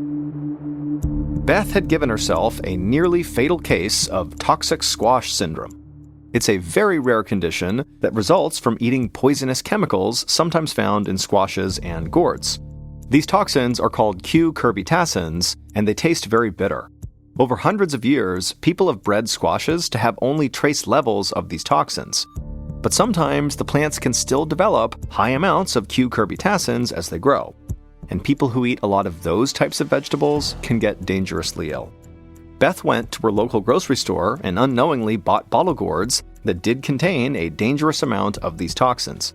Then she pureed the vegetables and drank the juice, and the only thing she noticed was a slightly bitter taste, until just minutes after breakfast, the toxins caused her stomach lining to start bleeding, and Beth went into shock. Her case was the first of its kind ever reported in Canada. After 5 days in the ICU, Beth was finally healthy enough to return home. 2 weeks later, her doctors called to check on her condition, and she told them that she was feeling fine, except for one symptom. In the past few days, her hair had begun falling out. Her doctors told her that this was actually normal. Delayed onset hair loss had been reported in a number of cases of toxic squash syndrome. Despite her hair loss, which was actually only temporary, Beth would go on to make a full recovery and go back to her normal life, though she found another kind of juice to drink at breakfast. Based on that big clue, here is the leading theory about what happened to Homer and Langley Collier. Back on March 9th, 1947, so the night that Langley had snuck out the front door in the middle of the night with his shabby clothes on and headed to Brooklyn, where he went dumpster diving, Well, he wasn't just dumpster diving to find new treasures to bring back to the mansion to stuff inside. Instead, he was actually looking for something really specific for his brother. He was looking for oranges, like the fruit. And this particular dumpster in Brooklyn was right behind a store that sold fruit, and so there were always lots of oranges in this dumpster. Langley was actually trying his very best to take care of his older brother Homer. He had actually begun doing research using his father's old medical textbooks to try to find a cure for Homer's blindness caused by his stroke. And at some point, Langley believed he really had come across the cure. And the cure was basically for Homer to eat oranges. Lots and lots of oranges. And in fact, over the last several weeks before this night, Langley had already made this change in Homer's diet. He only fed him oranges for every single meal. He got them from this dumpster, and he fed them to Homer. And Homer, he too believed this cure was going to work, and so he ate the oranges without question. And so back on March 9th, after Langley had gathered up the oranges from inside this dumpster, slung it on his shoulder, and walked back to his mansion, he maneuvered his way through the crack in the front door because he was super skinny. He was able to barely get through. And then once he was inside the mansion and shut the door behind him, he maneuvered his way up to the second floor. And then he began the most dangerous part of his journey from one side of the second floor to the other where Homer was. Basically, Langley needed to crawl through a 2-foot wide tunnel he had built through all the junk and trash, but it was lined with booby traps. In particular, there was a nasty trap at the end of the tunnel where there was this stack of metal boxes filled with all these newspapers. They were really heavy, and they were positioned so if you even so much as barely touched the lowest box, they would come crashing down on you. Now, Langley had made this journey countless times. This is how he went to see his brother every single day as he went through this tunnel. But on this day, as he low-crawled his way through the tight tunnel in the trash, he accidentally knocked the lowest metal box. The boxes tumbled down on him and pinned him to the ground. Now, these boxes were very heavy, but they were not heavy enough to kill someone. It would just pin them down. It would be impossible to get out from under them. And so Langley, very likely, after getting trapped, called out for his brother Homer, who was actually only 10 feet away from him. But Homer was blind, he was sick, he had absolutely no energy because all he ate was oranges and it was basically killing him. And so he couldn't even get out of his chair, let alone go save his brother. And so for several agonizing hours, Langley likely yelled for his brother until the weight of all these boxes did crush him to death. And then Homer was left all alone in this house where no one knew he needed help and no one could even get to him if they wanted to. And so he was doomed. And so for 2 weeks, Homer just sat in this chair, starving to death, while he likely listened to the sound of rats eating his brother's body. The big clue that the police found that broke this case wide open is they actually spotted Langley's white foot bone that had been picked clean by the rats jutting up out of this trash tunnel 10 feet away from Homer. When the police had first searched the mansion, it was so full of stuff that they never saw this bone. It just kind of blended in. But 18 days after finding Homer, they realized Langley was right there. There was a skeleton. As for the Charles Smith tipster that police thought had to be Langley calling in after he had murdered his brother, well, it wasn't Langley because Langley was dead at the time this tip came in. And so Charles Smith was a real person who very likely just walked past the mansion and he probably caught a whiff of the smell of rotting dead bodies, and so he called it in. 4 months after Homer and Langley were found dead inside of their maze of trash, their mansion was declared a fire hazard and demolished. Today, there is a small park called the Collier Brothers Park, and it's filled with nothing but a couple of trees and a bench. In early 1945, during World War II, the British decided they wanted to take back Ramree Island from the Japanese. Ramree Island is a fairly large, totally flat island off the coast of Burma that was a great staging location to fly air campaigns onto the mainland. So it was a great air base. And the British had actually owned this island, but the Japanese had taken it back from them in 1942. And so here they are in 1945 looking to take it back. So on January 21st, 1945, British and Indian infantry stormed the beaches of Ramree to try to take it back. As soon as they land, they have all this naval artillery support just bombing the crap out of this airbase. It was just a matter of time before they overwhelmed the remaining Japanese. But the Japanese do not want to surrender, and instead they give up the airbase that they were on, so the British take that back, and the remaining 1,000 Japanese soldiers started retreating to the opposite end of the island, to where there was a much larger battalion of Japanese soldiers that they could meet up with. But the only issue with this particular retreat was they would have to go through 10 miles of mangrove swamp where there's poisonous spiders and insects and deep mud, making it almost impossible to move. But they're determined and they head off into the swamp. But what the Japanese were not ready for is what Ramree Island is famous for. A creature that makes poisonous snakes and spiders and insects look like child's play. And they were walking directly into its den.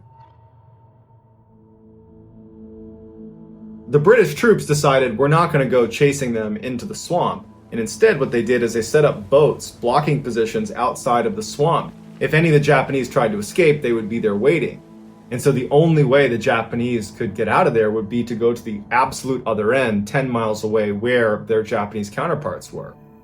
So that night, as the British are just kind of hanging out in their boats staring at the swamp, they start hearing screams coming from inside of this swamp, and it's Japanese soldiers. Then you hear gunfire, and then silence. And then it would start all over again, all over this huge swamp. It was just screams, gunfire, silence, screams, gunfire, silence. And the British are watching this like, do we have troops in there? What's going on in there? What was going on in there is defined by the Guinness Book of World Records as the largest massacre of humans caused by animals. And not just any animal, saltwater crocodiles. These massive man-eating crocodiles can weigh up to 1,000 kilograms or 2,200 pounds. They can grow to be 7 meters in length or about 23 feet in length. And National Geographic has labeled these crocodiles as the most likely to eat a human of all animals. And Ramree Island has the largest population of saltwater crocodiles in the world, and they all lived inside of this swamp that the Japanese had gone into. A lot of them were bleeding from the battle they were in, and so they were literally alerting hundreds of saltwater crocodiles to their location. Saltwater crocodiles are notorious night hunters. So what probably happened is the Japanese got inside of this mangrove. The crocodiles were immediately aware of their presence, but they waited until nighttime before they started having a feeding frenzy. And over the course of the night, a number of Japanese soldiers had jumped out the sides of the swamp, exposing themselves to the British. And so about 20 of them were captured, and they said that they were completely surrounded by these crocodiles, that everywhere you looked, there were growling, huge crocodiles eating one person, and as soon as they were done, they would just charge after you and eat you. And at the end of their retreat, when the Japanese did get to the other side of this swamp, only 500 of the 1,000 made it out the other side. And so to this day, people stay far away from Ramree Island because there are so many of these man-eating saltwater crocodiles that have no issue ripping you to shreds.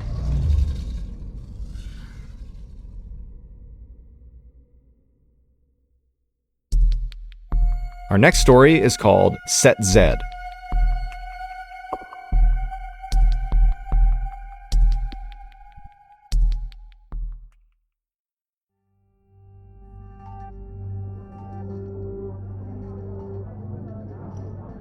On December 6, 1941, 20-year-old U.S. Navy sailor Clifford Olds met up with a couple of his shipmates at the Monkey Bar for a night out in Pearl Harbor, Hawaii.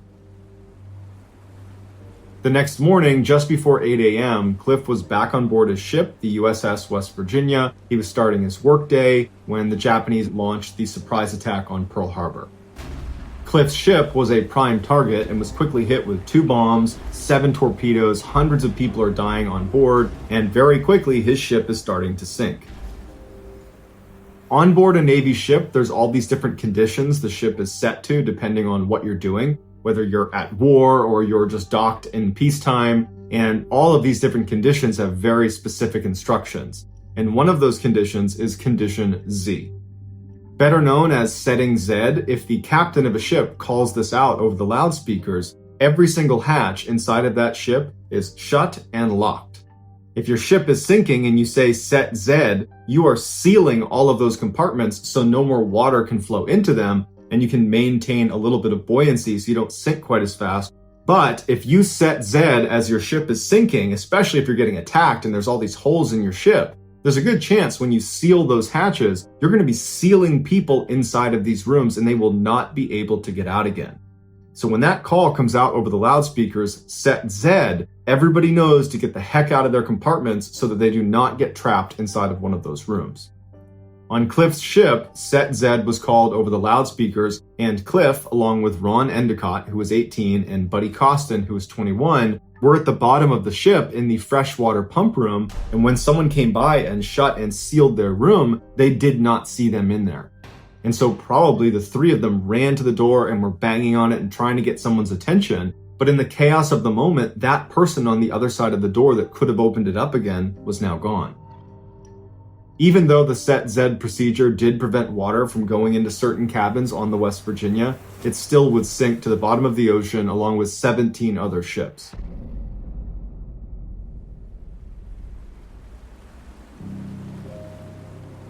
The next day, there was a whole bunch of Marines that were on the dock right next to where the wreckage of the West Virginia was underneath the water. And as they're standing on the dock, they start hearing a banging sound. And at first they think it's probably just a salvage team or it's some strap clanging against the side of one of these ships. But they started to notice the tapping sounds started to sound like intentional rhythms that a human might make. And it dawned on them that someone is trying to get our attention underwater. There are people trapped in the West Virginia. But when the Marines ran to their superiors and told them there are people trapped inside of the ship, we have to get them out, they broke the horrible news that there's nothing they could do for them. If they went down and began trying to cut a hole in the side of the ship so they could swim out, as soon as there's even a tiny little hole on the side of that ship, there's so much pressure that it would rush inside and fill that space almost immediately, and they wouldn't be able to cut a hole big enough, fast enough, and so cutting into the ship is going to kill them. Also, just lighting that torch presents a unique problem because there's so many chemicals in the water from all of the attacks that happened the day before, we run the risk of lighting a fire or lighting off an explosion that could take even more life. And because they were still months away from being able to raise the ship out of the water, which would save them, the decision was made that we're going to have to let them die. And so for the next 16 days, Marines and sailors were put on guard duty right next to the wreckage of the USS West Virginia, and they would listen to the tapping as they desperately tried to tell people, come down here, save us, we're alive, we're not going anywhere, please help us. And the Marines and sailors were so distressed about this. It was so horrible to listen to. They would cry and cover their ears because they wanted to save them. They're so close, but they're so far away. Finally, on Christmas Eve, the banging stopped. 6 months later, they were finally able to raise the West Virginia out of the water. And as crews were going through all the different compartments and removing bodies, they got to the freshwater pump room where Cliff, Ron, and Buddy had been. They open it up and they find 3 bodies, and they realize right away the torture these poor guys had gone through. Inside this airtight section was this locker full of food rations. They're also in the freshwater pump room, and so they just opened up the tank and they had all the fresh water they needed. But what they didn't have enough of was air. And so for 16 days, sitting in the dark at the bottom of the ocean, knowing they're not going to get out of here, they slowly suffocated. And we know they were alive for those 16 days because they had a calendar where they were marking off each of the days they were down there in red pen. This story was so distressing, the Navy decided not to share the information about what happened to those 3 to their families. It wasn't until years later the truth came out, but even today, on memorials and monuments commemorating what happened at Pearl Harbor, they are listed, Cliff, Buddy, and Ron are listed as killed in action on December 7th. On the morning of August 16, 1942, a woman named Ida Ruby was riding her horse on a dirt path right near a beach just south of San Francisco, California. Now, during the week, Ida was a telephone operator, but it was a Sunday, so she had time off, And the way she liked to spend her time off was by riding her horse along the coastline and, looking out at the beautiful water and taking in the nature and all these unbelievable cliffs that went down to the water. I mean, this was a beautiful area. And every time Ida would go out and do this little ride around, she would bring binoculars with her. And so anytime she saw something of interest, she would stop and, use her binoculars to see what it was, like animals or things out over the water. And on this particular Sunday, Ida turned a corner, and as soon as she did, something caught her attention off to her right, out over the water. And so she stopped her horse and she turned, and she looked out, and the sea was very calm, and she could see way out just past the horizon was what looked like this black thing kind of hovering over the water. And instead of raising her binoculars right away, she just kind of squinted and looked off in the direction, and she quickly realized what it was. It was a blimp. Now, today, when we hear the word blimp, we very likely think of the Goodyear blimp that kind of sits over sporting events, with the big Goodyear logo stamped on the side of it. It's basically a big balloon with a gondola that sits underneath it for the person who's driving it and passengers. And that's actually exactly what Ida was seeing, a big oversized balloon with a gondola underneath it. But this was not a Goodyear blimp, it was a military blimp. Because this was 1942, right in the middle of World War II. And 9 months earlier, the United States had joined World War II after the Japanese had bombed Pearl Harbor. And ever since then, Japanese submarines had been lurking off the coast of California, kind of all across the West Coast, out in the Pacific Ocean, and occasionally they would send torpedoes out and bomb the US mainland.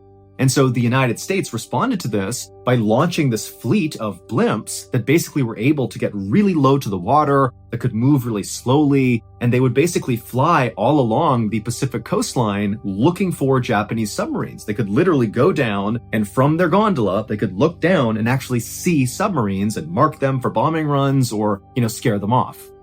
And so Ida, like anybody else who was living on the west coast of the United States at the time, was aware that there were blimps out over the ocean, but it was still a fairly uncommon sight. And so because of that, Ida was sort of intrigued, and so she raised her binoculars, and she focused on this blimp, and she would see something that was so strange that even 80 years later, nobody can fully explain it. But to really understand why what she saw was so weird, we need to back up about 5 hours on the same day to about 6 a.m. at a military base just north of where Ida was seeing this blimp. And so at 6 a.m. at this military base, that particular blimp that Ida would later see was at this military base on the ground, and some Navy pilots and mechanics were preparing the blimp for a routine mission out over the San Francisco Bay to look for Japanese submarines. The intended path this blimp was going to take on this day was it would leave the base, and the pilot would take it over the famous Golden Gate Bridge, and then it would travel 28 miles to the west to the Farallon Islands.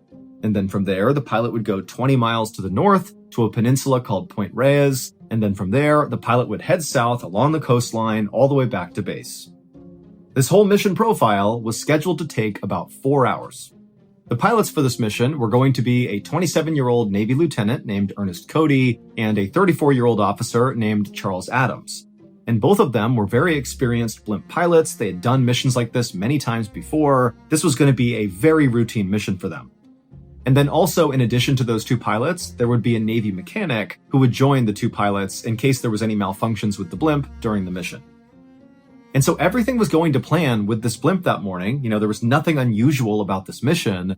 But right as the two pilots and the mechanic were literally getting inside of the gondola to begin this mission, Lieutenant Cody looked down at the control panel inside the blimp, and he noticed the blimp was way heavier than it should have been. Now, you have to understand that the level of rigor that went into preparing these blimps for flight was really intense. I mean, they were weighing every little thing that was put inside of this blimp because it was a really important part of flying these blimps, understanding how heavy it was. And so for this to be too heavy just made no sense.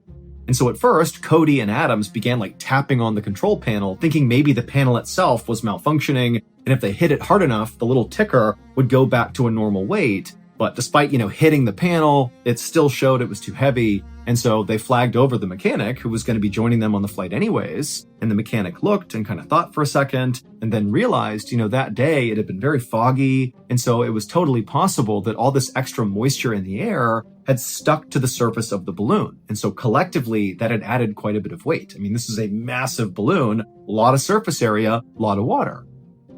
Now, this was not some crisis. At worst, this was an inconvenience. Basically, they had to wait until this moisture kind of burned off once the sun came out, and then they could fly the blimp. But Cody and Adams, they just didn't feel like waiting. This mission was so routine, so simple, they'd done it so many times. And so Lieutenant Cody and Officer Adams decided that the easiest and fastest solution to this problem was simply to tell the mechanic who was going to come with them on this mission to not come with them. Without his weight inside of the gondola, even with this extra moisture in the blimp, it wouldn't matter. The blimp would still be light enough to fly with just the two pilots on board. The mechanic didn't care, so he hopped off, and then Lieutenant Cody and Officer Adams took their seats inside the gondola, and sure enough, when they looked at the control panel, the blimp was ready to go. It was light enough. And so Lieutenant Cody fired up the blimp's engines, and just after 6 a.m. that morning, Lieutenant Cody and Officer Adams lifted off the ground and began their routine mission.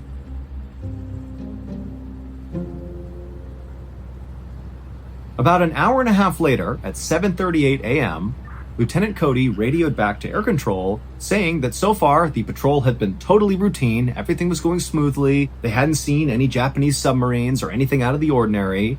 And also, Lieutenant Cody said they were positioned just east of the Farallon Islands, which meant they were exactly on course, and really everything did seem to be going exactly to plan. But 4 minutes later, Lieutenant Cody radioed back again to air control, and he said they had just spotted an oil slick down on the water. So basically, picture from their perspective, they saw that gleaming oil sitting on top of the ocean. And so at the time, this often signaled that below the surface of the water, under this oil slick, was a submarine. So this is like a telltale sign that the Japanese could be right here. So Lieutenant Cody and Officer Adams told air control that they were going to descend in the blimp down to the water and fully investigate this oil slick, and then they'd report back. This last transmission happened at 7:50 a.m.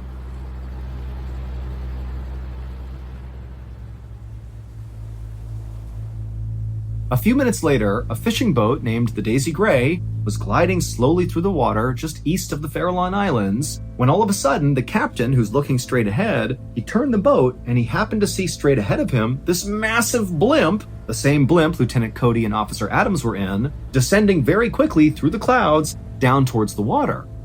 And remember, this was a pretty cloudy day, and so really this blimp kind of came out of nowhere, and this fishing boat captain was very aware that anytime blimps were out over the water, that was because they were looking for enemy submarines. And this captain realized he was heading right now straight in the direction of wherever this blimp was descending towards. And so the captain looked out ahead, and he saw that big oil slick on top of the water, maybe 100 yards away from him, and so he put it together that, oh my gosh, this blimp is going to that slick. That means there's an enemy submarine basically right there. And so in a panic, the fishing boat captain called to his crew to pull in the fishing nets, and he turned the wheel as fast as he could, and he hit the accelerator, doing everything he could to get away from this blimp. Because he knew that typically what happened when a blimp came down and actually found a submarine is they sometimes dropped bombs on the submarine. I mean, this is warfare. And so the fishing boat captain is getting away as fast as he can, and as soon as he's turned around, he looked back, and he saw the blimp was now about 30 feet over the water, and someone inside the gondola was now leaning out over the side, and they dropped two things directly into the water, into that oil slick. And then seconds later, these huge plumes of smoke were coming out of the water. The person had just dropped some flares, basically marking where this submarine was. And so now the captain knew, okay, it's a submarine, and the next thing is very likely going to be a bomb, like a depth charge is going to be dropped right there. And so again, the captain's just speeding his way as fast as he can, hoping that if they do drop a bomb, it doesn't affect him and his crew. And so after making it another couple 100 feet away from this blimp, the captain again turned around, expecting to see this blimp still hovering where it was, because again, they had just dropped flares. They're preparing to do something major right there. But now when the captain turned around, he saw the blimp was no longer hanging out over the water. The blimp was now rocketing back up into the clouds like as fast as it possibly could, and before long, the blimp was gone. It disappeared into the clouds. And there had been no bomb dropped. I mean, nothing really happened beyond marking the water, so it was like, what's going on with this blimp? Meanwhile, back at air control, the last thing they heard from Lieutenant Cody was, hey, we see this oil slick down below, we're going to investigate, and we'll radio back when we're done. And so Lieutenant Cody and Officer Adams, they had clearly descended down to the water because that fishing boat saw it happen. But then after they rocketed back up to the clouds for some reason, they never radioed back to air control. And so air control is waiting and waiting. They're not hearing back from Lieutenant Cody or Officer Adams. And finally, they began hailing the two pilots to say, hey, what's going on? You said you were going to investigate. What'd you find? What happened? But they could not get in touch with Lieutenant Cody or Officer Adams. And so eventually, after enough time had passed and they still had not heard from these pilots, air control sent two seaplanes out to that area east of the Farallon Islands to find the blimp and make sure the blimp was okay. But when the seaplanes got out there, they couldn't find the blimp anywhere. I mean, they flew all over the place doing wider and wider circuits. There was no sign of the blimp. And when they looked down at the water in the same area where Lieutenant Cody had called out that slick and where that fishing boat had also seen the slick, well, the slick was gone or the seaplanes just couldn't see the oil slick. But the seaplanes stayed on station in that area near the Farallon Islands for another 2 hours, just flying all over the place, kind of hoping to eventually see this blimp. And eventually they would. At about 10:30 a.m. that morning, one of the seaplanes spotted the blimp way, way high in the sky, like way higher than any blimp would ever go. It is dangerously high, and it was way off course. But when these two seaplane pilots began flying towards the blimp to get eyes on the pilots inside of this blimp, Lieutenant Cody and Officer Adams, well, when they got close enough, the blimp just began rapidly descending, like it was trying to avoid being seen by these seaplanes. And in fact, the blimp descended so quickly that it dropped below the cloud cover, and the seaplanes, they couldn't move that quickly. They had to do a big track to turn back around and try to go lower again. But once they got below the clouds to find this blimp, the blimp was gone. It basically had vanished. And so the seaplane pilots called back to air control and they're like, I don't know what's going on with this blimp, but it's way off course. It was way up in the sky. Now it's somewhere down below, but we can't find it. We got to get in touch with Lieutenant Cody and Officer Adams. There's obviously something wrong. But air control would try over and over again to get in touch with these pilots, but neither Cody nor Adams ever responded. They had just gone totally radio silent.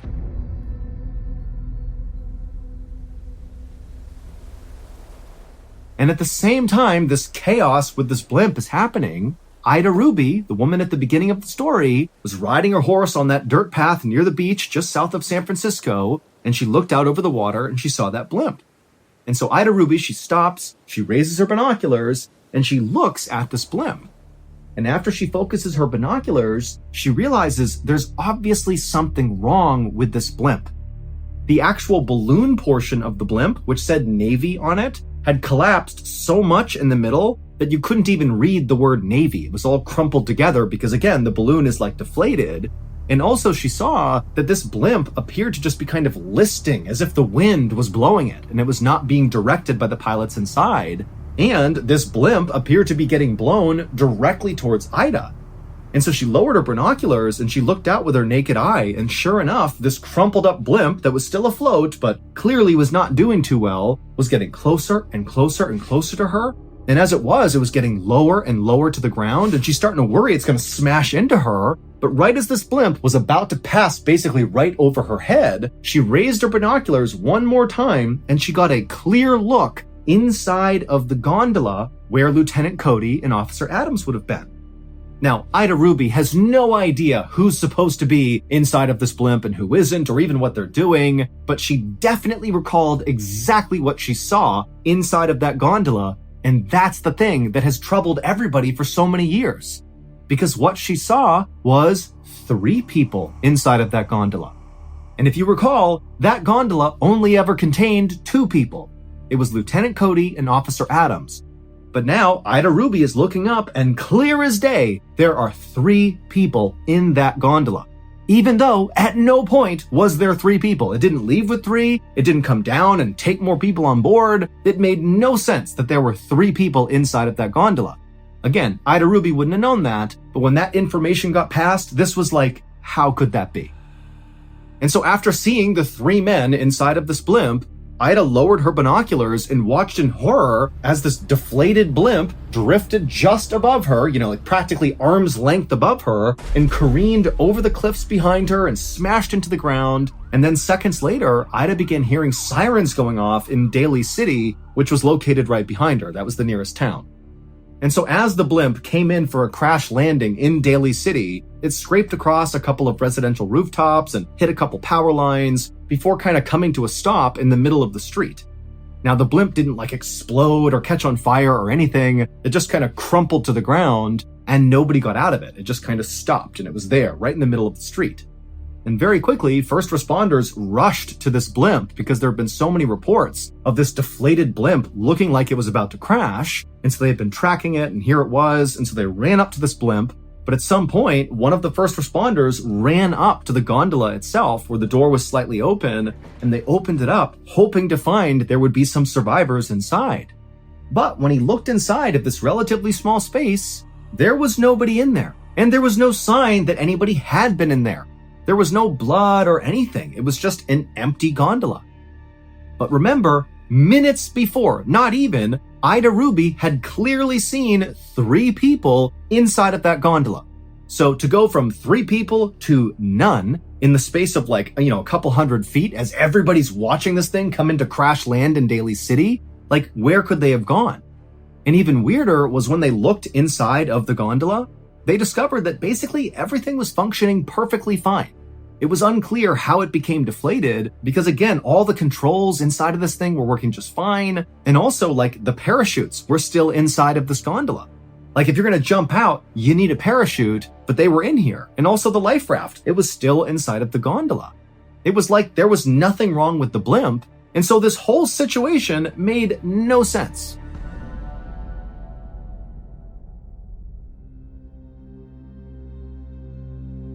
The Navy would launch an exhaustive investigation into what happened with this blimp. And the only explanation the Navy came up with was, well, it looks like Officer Adams and Lieutenant Cody just fell out of the blimp at the exact same time and they disappeared into the ocean. However, both pilots were wearing life preservers and would not have taken those off. That was absolutely 101 for being a pilot of one of these blimps. And so they would have had these life preservers on, and even if they had fallen out and perished, they would have floated to the surface, or if they landed on land, they would have likely been found. I mean, the entire route they had been on was heavily scrutinized and searched, but the bodies were never found. And then also, the Navy could not explain how Ida Ruby clearly saw 3 people absolutely 100 feet away from her inside of that gondola. She had no reason to lie about that. She was just saying, yeah, I looked up, saw 3 people, saw it crash into Daly City. She didn't know there was supposed to be 2 people. She was just calling what she saw, but the Navy had no explanation. And so in the years that have followed this empty blimp crash in Daly City, it's been dubbed the ghost blimp story, and loads of theories circulate about what could have happened here. Some people say that, the reason there was all that extra weight at the beginning of the mission profile at 6 a.m. was not because of moisture on the balloon, but because there had to have been maybe a stowaway somewhere in the blimp. And then after takeoff, they jumped down into the gondola and maybe they were responsible for whatever happened to the pilots and why the blimp crashed. But it doesn't explain what happened to those 3 people. What happened to the stowaway? What happened to Lieutenant Cody and Officer Adams' body? We don't know. Other theories include that maybe Lieutenant Cody and Officer Adams were somehow captured by the Japanese. And some other people say, maybe Cody and Adams were abducted by aliens. But as far-fetched as these theories might seem, the truth is, we really have no idea what happened on that ghost blimp. One day in March of 2012, a 5-year-old girl named Maria sat on the floor of her kitchen in a city in northeast Brazil, eating an empada and watching her aunt cook some stew. An empada is very similar to the empanada in that it is a pie filled with meat, but the empada is the Brazilian version of that pie. Maria's family was actually known for their cooking, specifically their empadas. In fact, at this very moment, Maria's mother was out selling their famous empadas on street corners and in bars and local restaurants. Now, the family got by okay this way, but despite their notoriety around these empadas, they really wanted more. They wanted their family name to be respected, to be powerful. And so to try to make that happen, Maria's family basically worked 24/7. Not just on making empadas, but basically in looking for ways to kind of grow and expand the family name. In fact, while Maria was sitting on the kitchen floor, she could hear her father in the other room working. And the reason she knew he was working is because periodically she could hear him yell out with excitement. He was basically sitting there coming up with ideas of how he could make the family name even bigger and better. And when he had a good idea, he would shout out and be like, "Oh, I found it!" And in addition to constantly sort of brainstorming for ideas of how to become rich and powerful, Maria's father also was an author, and he was writing a book that he was convinced was going to be another thing that would kind of ratchet their family up the social hierarchy. But because Maria's mother and father and basically everybody in her family were so completely immersed in work all the time, it meant they didn't really pay much attention to her. And so most of the time, Maria was just kind of on her own, usually playing in the kitchen or playing in the backyard. Just then, the front door opened and in walked Maria's mother, and she was grinning ear to ear. Not only because she now had an empty tray, meaning she had sold all her empadas, but also she had brought someone along that she was really excited to introduce to Maria. Maria's mom stepped all the way into the kitchen, and right behind her was this young woman. And Maria's mother pointed at this young woman and then gestured for Maria to come over and say hi. And she told Maria that this young woman wants to become her new nanny. And so you guys can play together all the time while me and your father are out doing our work. Maria stood up and gave a shy smile to the young woman, but she wasn't sold that this woman actually would become her nanny. Because in the past, there had been other women who had come by to be her nanny, and they didn't seem to last very long. And so Maria was not getting her hopes up. Still, Maria wanted to be friendly, so she walked over and, as a gesture of goodwill, she handed this woman her half-eaten empada. And the young woman took the empada and laughed and said, "Thank you." After that, Maria's mother told her to head on out back and go play by herself for a bit, while she and this new nanny hammered out the details of her new job. And she told Maria that as soon as they were done, the new nanny would come outside and join her and they could play together. And so Maria, who was always very obedient, did as she was told, and she headed out back and entertained herself. And the whole time, as she's just kicking rocks around and pulling grass up and just kind of doing what kids do, she kept looking back at the house, waiting for the nanny to come outside. But she didn't. And after a whole hour had passed by and still this new nanny had not come outside, Maria felt really bored. And so she went inside to go look for her. A month later, Maria was out in her backyard playing by herself like usual when she heard a commotion happening inside of her house. She looked over at the house and couldn't really tell what was going on, and then she heard the sound of her mother and her father and her aunt raising their voices like they were fighting with somebody, and then all of a sudden, these uniformed police officers came charging out the back door towards Maria. One of the officers came right up to her and asked her what her name was, and Maria was so scared, remember she's 5 years old here, that she didn't even know what to say, so she just stood there staring, being totally terrified. She had no idea what was going on. But, as these police officers would soon tell her, it would turn out her entire life was one big, horrific lie.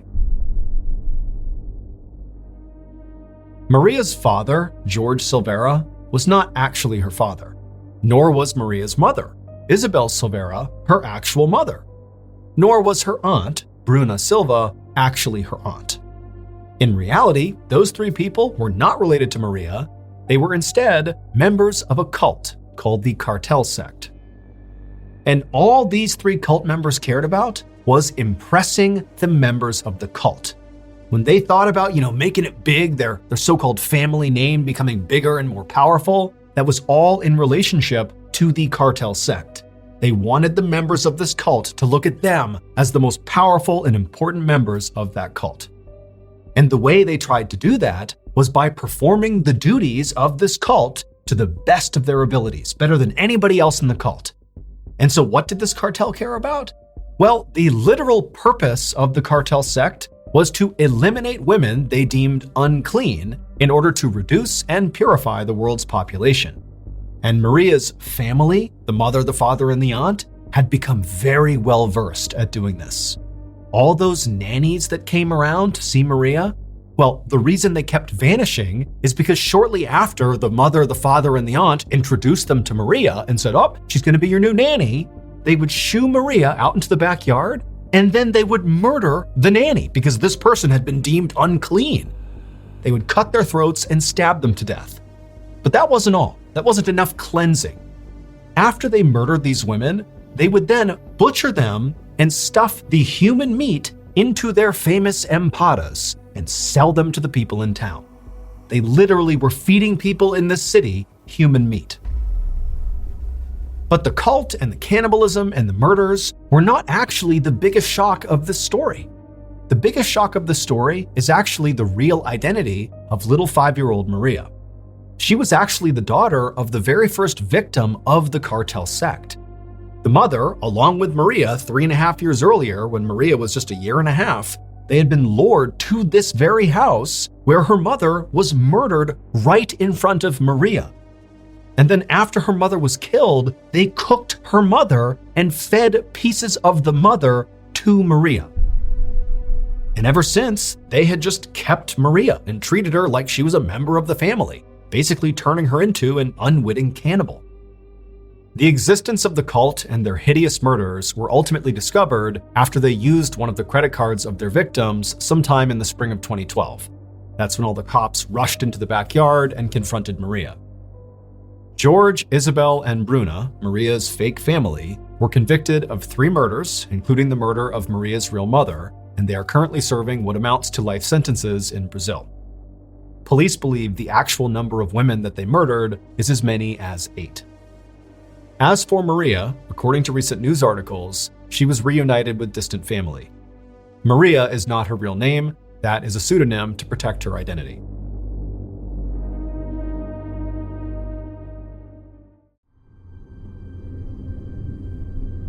On the afternoon of July 18, 1997, a man was driving down a road surrounded on both sides by trees in a rural part of Wisconsin called Douglas County.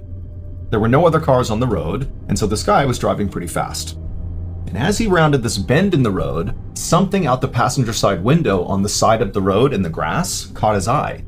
He couldn't tell what it was, but it was a pretty big object, and after he drove right past it, he just couldn't stop thinking about it. Like, whatever it was, it just seemed out of place. And so for whatever reason, this man felt compelled to actually stop and go see what it was.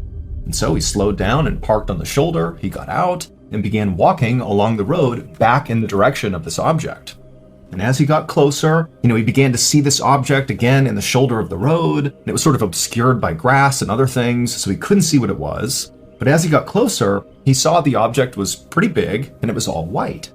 And as he took a few more steps and got within maybe 20 or 30 feet, he finally got a better look at this object, and he just froze.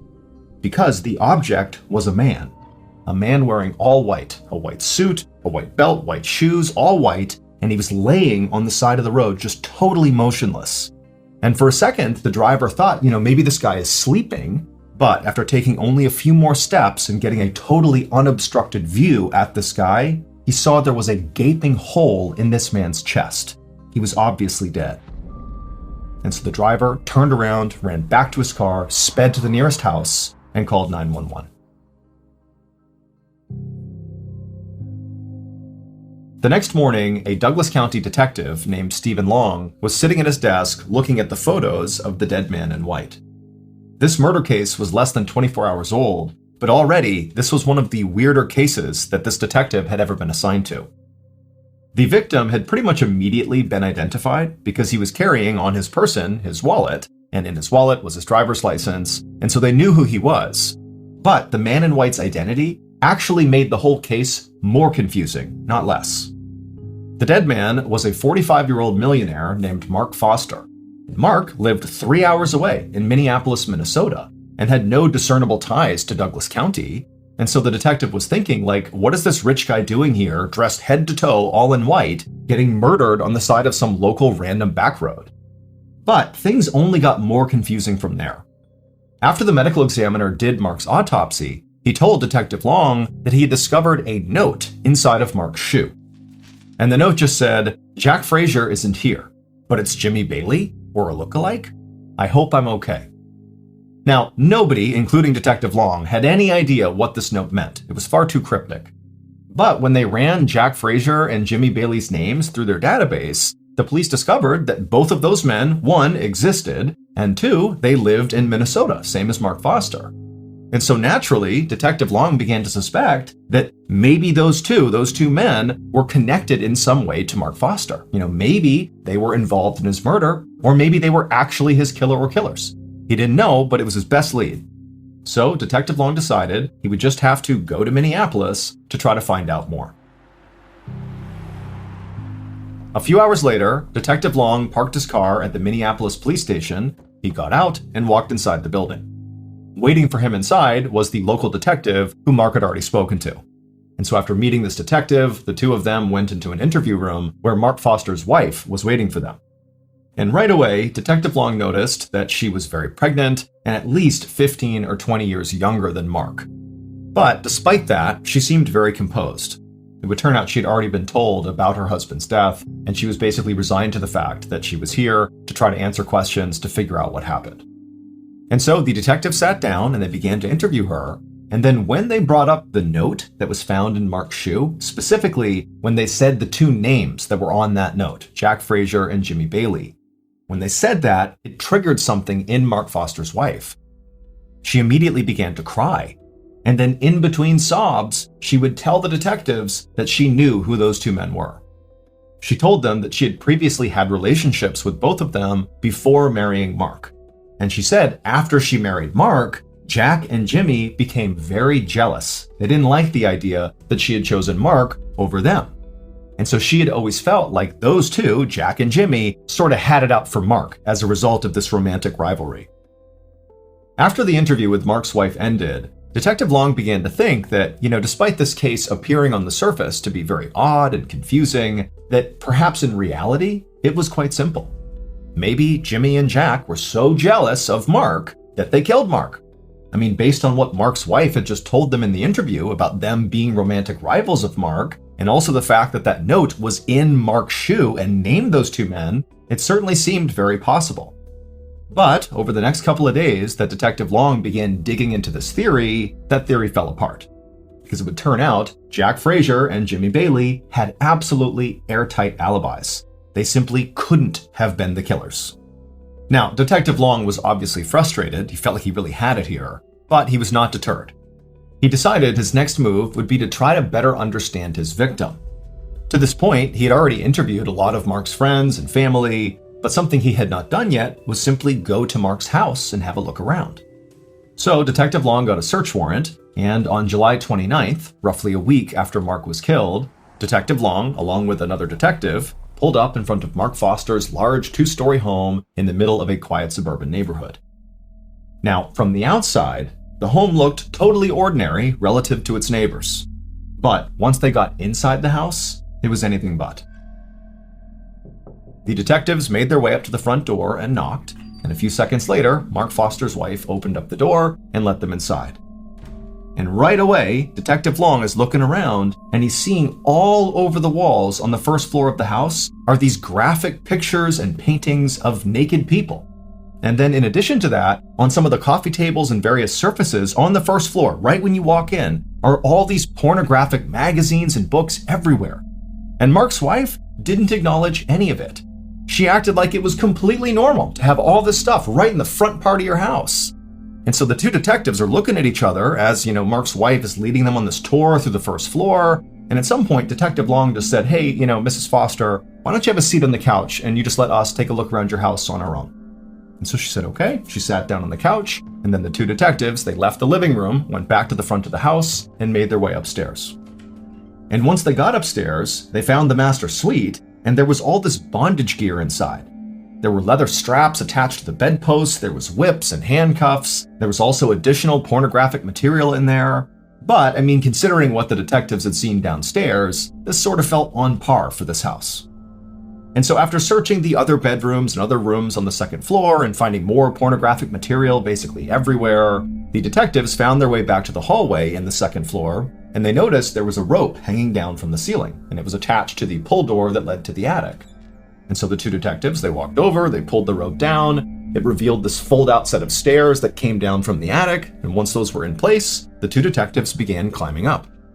And once they got up there, they discovered that this attic was not a storage space like many attics are in American homes.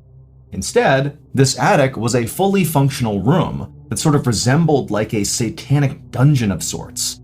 All the walls were totally jet black, and there were all these burned out candles all over the place and tarot cards littering the floor. And on the back of the attic, basically all the way on the other side, there was what appeared to be an altar that sort of overlooked the entire room. And on the altar were more candles, and there was a voodoo doll. I mean, it's totally creepy, and the two detectives are looking at each other like, what's going on here? And so the detectives, they climbed all the way into the attic and then slowly began walking across towards the altar. And when they got close enough to actually see the altar up close, they just froze. Because sitting on the altar, in addition to the candles and the voodoo doll, were two business cards. Their own business cards. Detective Long and his partner immediately went downstairs and confronted Mark's wife about the attic. Like, what's going on up there? Why are our business cards on your altar? But Mark's wife, the second that attic was mentioned, went silent. She refused to speak about anything to do with the attic. And so after a minute, realizing this conversation was going nowhere, Detective Long and his partner called for backup. And as they waited for backup, the two of them stepped away from Mark's wife and began speculating, like, is this a cult? Was Mark a part of a cult that ran it out of his attic? Like, what's going on here? And are we being targeted by the cult? Is that why our names are on the altar? A few minutes later, backup arrived, and they would do a much more extensive search of the property. But other than finding more pornographic materials and, bondage gear, there really wasn't anything else substantive that connected Mark or his wife to what happened to Mark, or what Mark was even doing in this house. Was he in a cult? They didn't know. And so ultimately, Detective Long and his partner told Mark's wife, who still is being quiet at this point, that she should not leave town because they were going to follow up with her soon. Now, in fairness, Detective Long couldn't tell if Mark's wife was being silent and not talking about what was going on in her house because, she was complicit in some way in what happened to Mark, or if she was maybe being threatened by somebody and she was afraid to talk. They didn't know. But either way, after leaving the property after the search was over, Detective Long and his partner felt like their next move was to try to learn more about cults. They needed a cult expert. And it just so happened there was an occult bookstore very close to Mark's house. And so they decided they would start there. And right away, their decision to go to that bookstore paid dividends, but not how the detectives expected. It would turn out the owner of that bookstore was indeed a cult expert. But much more importantly, and relevant to this case, was that the owner happened to personally know Mark Foster. And he told the detectives that Mark came to his bookstore all the time, and also the owner said he knew a bunch of Mark's friends. And so by the time the detectives left the bookstore, they had learned a little bit about cults, but more importantly, they left with a list of names the owner had given them of known associates of Mark Foster who maybe were involved in whatever was going on in Mark's house. And so maybe they had information about what happened to Mark. The detectives were able to track down everybody on this list very quickly, and they were all young people in their 20s. And in each of the interviews they conducted, each of these young people were very open about being in what they called a religious group that they said Mark was a part of as well.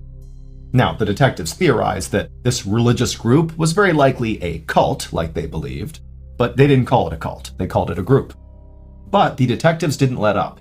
They kept pressing these people until eventually a new name surfaced, Greg Freisner. Now, none of these people said Greg was in charge of the cult. Instead, they just sort of said, well, talk to Greg if you want more information about our group. The detectives naturally began to wonder if this Greg person was the cult leader, or maybe he was Mark's killer, or maybe he was both. But regardless, it seemed pretty apparent that they needed to talk to Greg because he might have more information about what happened to Mark. It took a few days, but the detectives were able to track Greg down and they brought him in for an interview. And boy, oh boy, did Greg have a story to tell.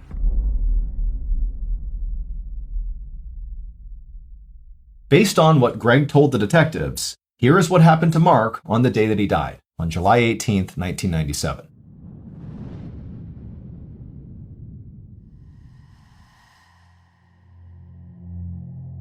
On that day, Greg Freisner met Mark Foster at Mark's home.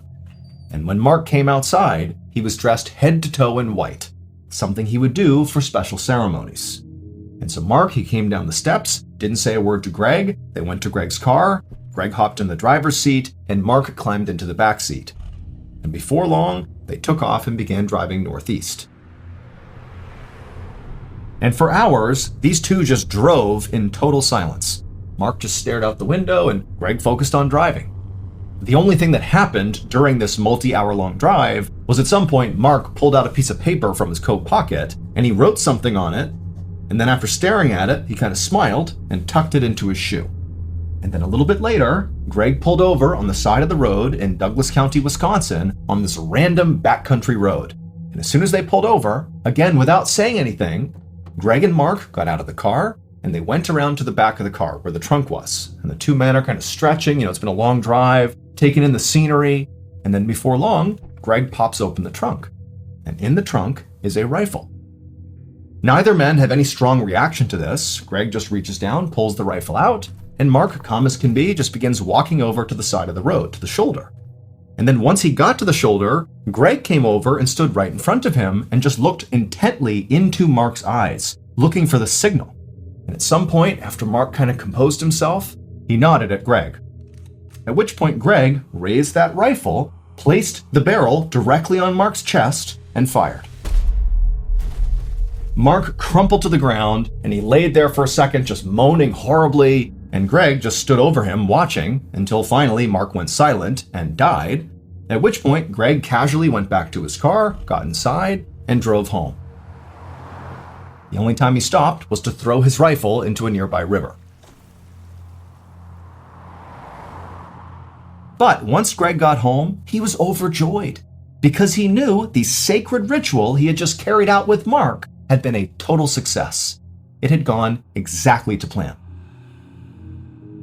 It would turn out Mark Foster was absolutely a member of that religious group, the cult, if you will. Except he was not just a member. He was the cult's leader.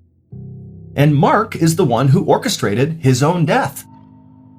However, Mark did not view his death as him actually dying. Quite the opposite. We celebrate life as we celebrate death. Death is nothing to be afraid of. Death is a great crossroads, a change in attitude, a change in longitude, a change in the way that we perceive our spirit. When we reach that portal, they'll ring some golden bells. He believed that what he and Greg, his most devout follower, were going to do, this sacred ritual, was after Greg fires the shot into his chest and ends this body's life, that his soul, his consciousness, and his power will be transferred into Greg. Basically, his soul will go into Greg. And Mark believed once this transfer happened, that basically he would be immortal, that his soul would never die. It would stay in Greg and then maybe at some point get transferred to somebody else, but basically he would be here forever. The bizarre note that was found in Mark's shoe, the note that he wrote and stuffed in there, that note was designed to throw police off the trail. He knew that he was having Greg murder him, again for this ritual, but he wanted to make sure Greg didn't get caught. And so he wrote on the note very specifically Jack Frazier and Jimmy Bailey. Those two people he hated.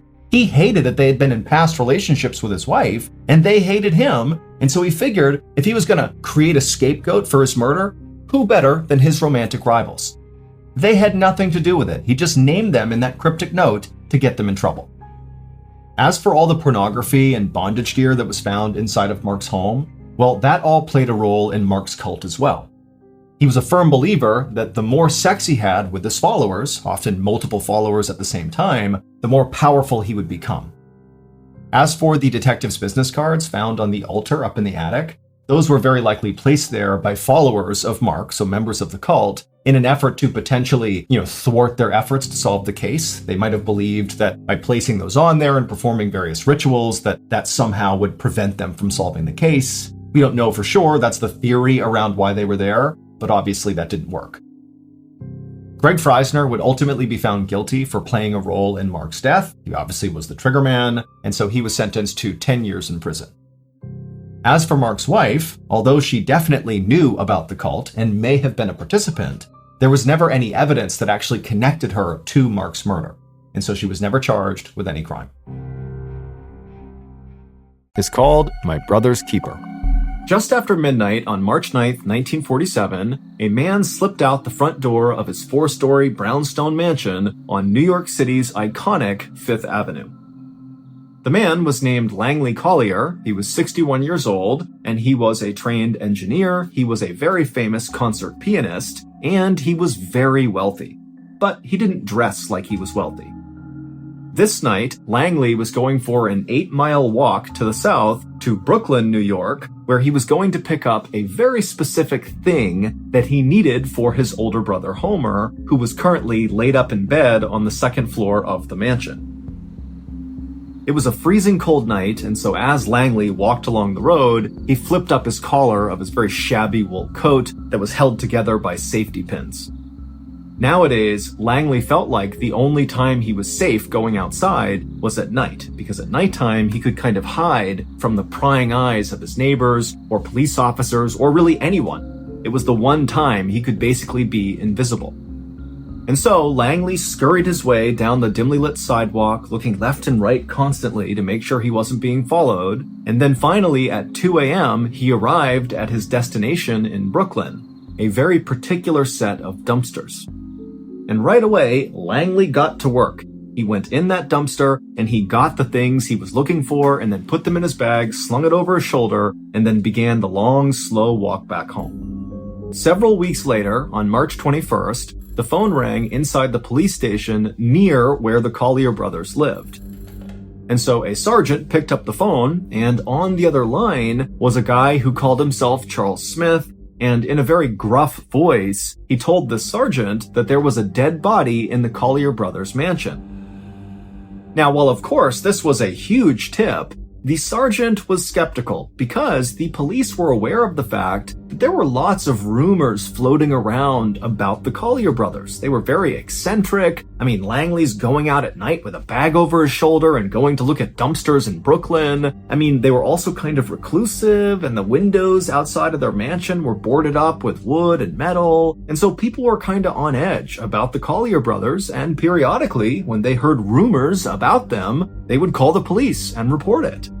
And so the police were used to getting these rumor calls, going and checking it out, only to discover that they were not true. And so this sergeant said to Charles Smith, well, how do you know there's a dead body inside the mansion? But the caller simply didn't answer and hung up.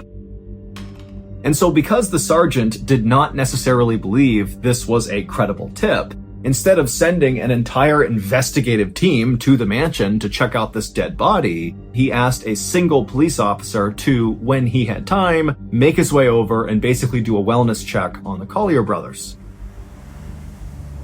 And so later that day, this one lone police officer showed up to the Collier brothers' mansion. He got out of his cruiser and he just stopped and looked at the brownstone mansion. Even though it was every bit a mansion, it was not in good condition. All the windows were boarded up with wood and metal, and the glass behind them was all shattered. There was newspapers coming out of the broken windows like they had been jammed up against the inside of the windows. There was all this furniture and wooden crates and just junk piled up outside the front of the property. I mean, the place looked kind of dilapidated, and he was shocked that anybody lived in here to begin with. But the Collier family were not normal people. Langley and Homer's dad was a doctor, and he would take home pieces of real people, like parts and organs and that kind of thing, and he would put them in glass jars and put them on display all over the house. Their dad also always canoed to work, which meant walking out of the mansion with a canoe on his shoulder, walking to East River, canoeing his way in his fancy doctor clothes all the way until he got off, and then carrying the canoe to his office building. As for Langley and Homer's mother, she was the first cousin of their dad, and she also kicked their dad out of the house when he tried to convert their entire house into a sanatorium, which is kind of like a cross between a hospital and a resort for people who are recovering from tuberculosis.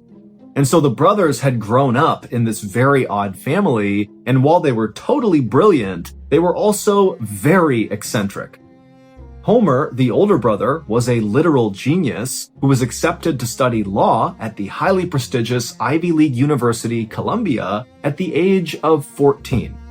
Langley, who was 5 years younger than Homer, also graduated from Columbia, where he got 2 degrees, one in engineering and one in chemistry. But Langley wasn't just an accomplished scientist, he was also this incredible musician. In fact, he was such a talented pianist that he actually performed shows at New York's legendary Carnegie Hall. But despite their incredible achievements and their huge wealth, Homer and Langley never got married. And over time, after the death of their parents, Homer and Langley became more and more reclusive inside of this mansion. And then in 1933, so 14 years before this lone police officer had arrived at the Collier brothers' mansion to investigate a dead body, Homer Collier had had a stroke and went completely blind. He was only 55 at the time, and really he was at the height of his career, but he was forced to quit his law practice. As for Langley, even though he was very successfully selling pianos and playing these incredible shows at Carnegie Hall, he too had to give up what he was doing and stay home and take care of his brother. And once this happened, the two brothers basically stayed in the mansion all the time. They basically never left. And they also stopped paying any of their bills, so their water, their phone, their electricity all got cut off, but instead of the brothers paying the bills to get the power back, Langley just went out and bought a Model T car, and he pulled the engine out of the car and built his own generator. And then when they stopped paying their mortgage, eventually the police came to the mansion to evict them. And when Langley came to the door to speak to the officer, he just wrote a check for the entire amount of the mansion, basically paying for it on the spot. He handed the check to the police officer and then told the officer to leave them alone. And so fast forward back to March 21st, 1947, and this lone police officer, after staring up at this dilapidated mansion, finally walked forward and climbed over all the furniture and junk that was all out front, and he literally climbed his way up the front steps to the front door, where he began pounding on it. But after a while, no one came to the door, and the officer couldn't hear anything inside. Now, because this officer was here to investigate a dead body, no matter how uncredible the claim, the officer knew he really needed to get inside and have a look around. And so he decided he would try to break in the front door. And so after knocking a few more times just to make sure really no one was there, the officer called out and said, "I'm coming in," and then began pounding with his shoulder against the door. And pretty quickly, the door gave way. But it only opened a few inches. And so the officer tried to fit through it, but he was too big, he couldn't fit. But he was able to look into the crack, and he saw there was this huge man-made wall that was basically positioned right inside of the mansion, blocking the front door from opening more than a couple of inches. And so as the officer was thinking about why there would be this wall here, he began to smell this terrible smell coming out of the mansion. And at that point, the officer thought, okay, there could be a dead body in here. I don't know what's going on. And so he called for backup. When backup arrived, the group of officers attempted to smash the front door in together. All 7 of them are ramming against this door, but they could not break down the man-made wall inside. And so ultimately, the police got a ladder and they lined it up on the side of the property, and one of the officers was able to climb up to the second floor, break a window, and climb in that way. And once the police all made their way into the second floor of this mansion, they realized very quickly that the tip Charles Smith had given had been correct. There was a dead body inside of this mansion. It was Homer Collier, the older brother. He was seated in a chair in this alcove on the second floor. He only had on this ragged bathrobe, and he was kind of slouched forward with his head resting on his knee with all these orange peels all around him. The coroner would ultimately determine that Homer likely had been dead for about 10 hours. As for Langley Collier, despite looking around the mansion for him, they couldn't find him. It was like he had just vanished into thin air. And so pretty quickly, the police became suspicious of Langley because they couldn't find him, and they began to think, maybe he had something to do with his brother's death, and that's why he's not here now. In fact, maybe it was Langley who called in the tip as Charles Smith out on the road somewhere after he'd run away. So the police posted an officer at the Collier brothers' mansion. Basically, his job was to stay there in case Langley came back at any time. He could be detained. And then also the police put out a 9-state alarm. Basically all the states around New York were told to keep an eye out for Langley because he was wanted for questioning in connection to his brother's death. And so as police agencies all across the East Coast searched for Langley, largely in vain, detectives in New York continued to search the Collier brothers' mansion to find clues that might shed some light about where Langley went and what role he might have played in Homer's death. And on April 8th, 1947, so 18 days after Homer was first discovered, the police would finally find that big clue that would break the case wide open. Back on March 21st, when that lone police officer first responded to the Collier brothers' house because of this call about the dead body, and then the officer broke the door in and discovered that man-made wall right behind the door, well, that man-made wall was not constructed out of normal building materials like brick or wood or anything else you might expect a wall to be built out of. Instead, it was built out of things like chairs and beds and a sewing machine and all sorts of just junk. It was trash. And this trash wall started right in front of the inside of the front door, and it extended back towards the interior living space of that floor. Except there really wasn't any living space at all anywhere inside of this mansion. Not the second floor, first, third, fourth, nowhere. Because every surface inside of this mansion was covered wall to wall, floor to ceiling in trash. Things like 14 broken pianos, an x-ray machine, there was a horse's jawbone, there were 25,000 books, and of course they had all of their father's glass jars that contained all of these human body parts. And over the years, the Collier brothers had apparently begun to think that their neighbors and random passerbys out on the street would someday break into their mansion and steal these treasures from their home. For reference, the Collier brothers did have real treasure in their house. They had tons of cash, they had jewelry, they had real valuables. But to them, that wasn't the real treasure. The real treasure were the things they pulled out of the dumpsters all around the city. And so that was the stuff they were worried about getting stolen from random people outside. And so they had begun fortifying the inside of this mansion to protect themselves when inevitably these people began breaking in. And so basically the inside of their mansion had not just been turned into a big trash pile, but instead they had created all these sophisticated tunnels through all the trash that was everywhere. And lining these tunnels and all these special alleyways they had built were real booby traps. And it was when the police were inspecting one of these tunnels with booby traps in it that they discovered the big clue that broke the case wide open. On February 24th, 2017, 28-year-old Shannon Graves sat on the couch watching TV with her boyfriend in her apartment in Youngstown, Ohio. Shannon changed the channel, and right away she could see that her boyfriend, who was a man in his early 30s named Arturo Novoa, looked annoyed by what she wanted to watch, so she flipped the channel to something else. Then Shannon glanced over at Arturo, but he still looked annoyed. Shannon sighed, trying her best to keep her cool. It was not that long ago that sitting on the couch with Arturo would have made for a relaxing evening at home. But now, every time the two were around each other, they just seemed to argue about everything. Even meaningless stuff like what to watch on TV. Shannon put the remote down and then leaned back on the couch and didn't say anything. She hoped that maybe if she just sat there in silence, they could avoid a fight. But in reality, Shannon knew that this TV show she chose, or whatever little thing they ended up arguing about next, was actually just a symptom of a much bigger problem. Her and Arturo's relationship was clearly falling apart. The two of them met almost a year earlier at the club where Shannon had been working nights as a dancer while she went to classes during the day to earn her cosmetology degree. And despite their obvious differences, at first they had gotten along great. Shannon was outgoing and always seemed to be on the move, while Arturo was quiet and more reserved. But they thought their differences actually complemented each other really well.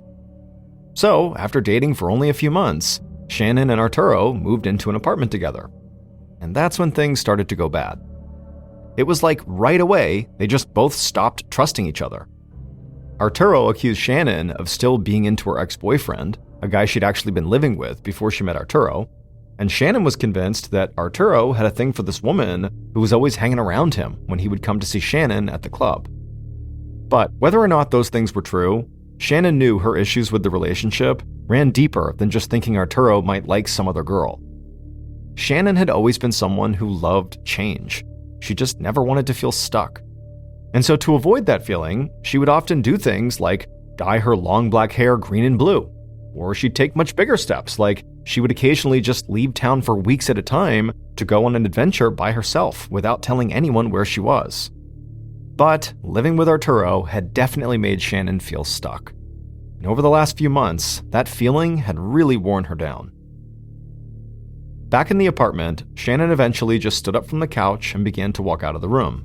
But as she did, Arturo snapped at her for some reason, and then before long, the two of them were just yelling at each other. And the argument escalated, even though neither of them really knew what they were even fighting about. Until finally, Arturo said, maybe he should just leave for good. And then he stormed out. Shannon stood there in her apartment for a minute, trying to catch her breath and calm down. She was mad, but she also couldn't help but feel this sense of relief. If Arturo was gone, like really gone, she could now do anything she wanted. She could make a change. She could go someplace new. A few months earlier, Shannon had finally earned her cosmetology degree. She had worked really hard for it, and she was proud of herself. Some people had been surprised because they thought getting a degree sort of went against Shannon's need for constant change, but Shannon saw things differently. Her degree could open doors and give her a chance to work as a cosmetologist in different cities. Or maybe she could even become a highly sought-after makeup artist who would get to travel all over the world. But Arturo had never really supported her dreams, so she had kind of given up on them. Now she could start putting her degree and her talents to work, and she would not have to do that in Youngstown, Ohio. And just thinking about the possibilities for the future got her really excited. Shannon walked to the bathroom, got undressed, and turned on the shower. In her mind, she would wash off all the bad stuff that had happened recently, and it would be like the first small step towards a fresh start.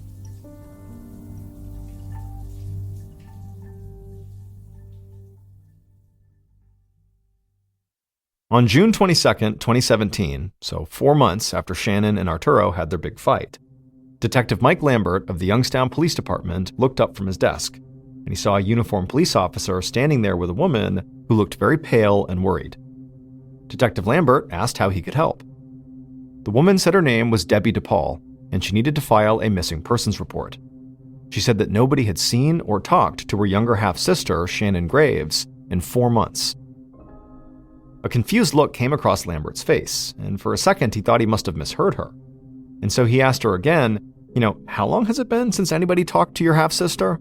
And Debbie repeated herself and said again it had been 4 months. This blew Lambert away. In all his time as a detective, he'd seen family and friends typically file missing persons report, if anything, too soon, like before they really needed to.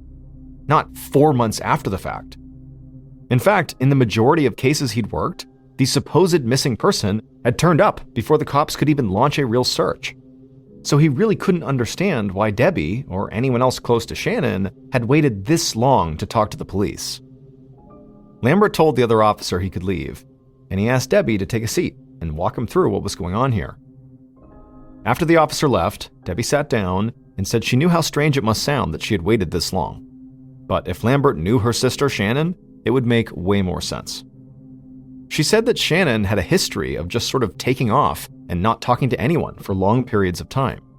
It was something she'd done since she was a teenager. And as difficult as it was to deal with that, Shannon's friends and family had sort of come to accept it about her. It was one of the things that made Shannon who she was. But now, they noticed that Shannon had not called on a couple of family birthdays, and she also hadn't checked in when her best friend had a baby, and that was not like Shannon at all. Even when she went away without telling anyone, she would always call on these important days. Detective Lambert didn't say this, but he knew 4 months might as well have been an eternity when it came to a missing persons case. If Shannon had really left town like her sister claimed she liked to do, well, Shannon could be anywhere in the world by now. But Lambert figured he would just start his investigation the same way he would if Shannon had only been missing for a few days. So he took down information about Shannon's physical appearance, her last known address, and the places she had worked. He also learned small details like Shannon's favorite color was pink, and she loved wearing friendship bracelets. And so after only speaking to Debbie for a few minutes, Detective Lambert had a pretty good picture of who Shannon was. But he had one more question. He asked Debbie if Shannon had a romantic partner. Debbie said yes, Shannon had a boyfriend, or at least she did the last time they had spoken. She had been living with a guy named Arturo Novoa, and Shannon had told Debbie that she and Arturo fought all the time.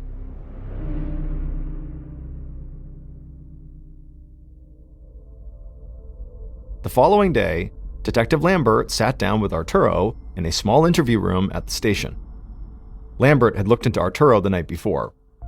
He knew Arturo had a couple of minor run-ins with the police, but nothing big, and he had no record of violent crimes or anything like that.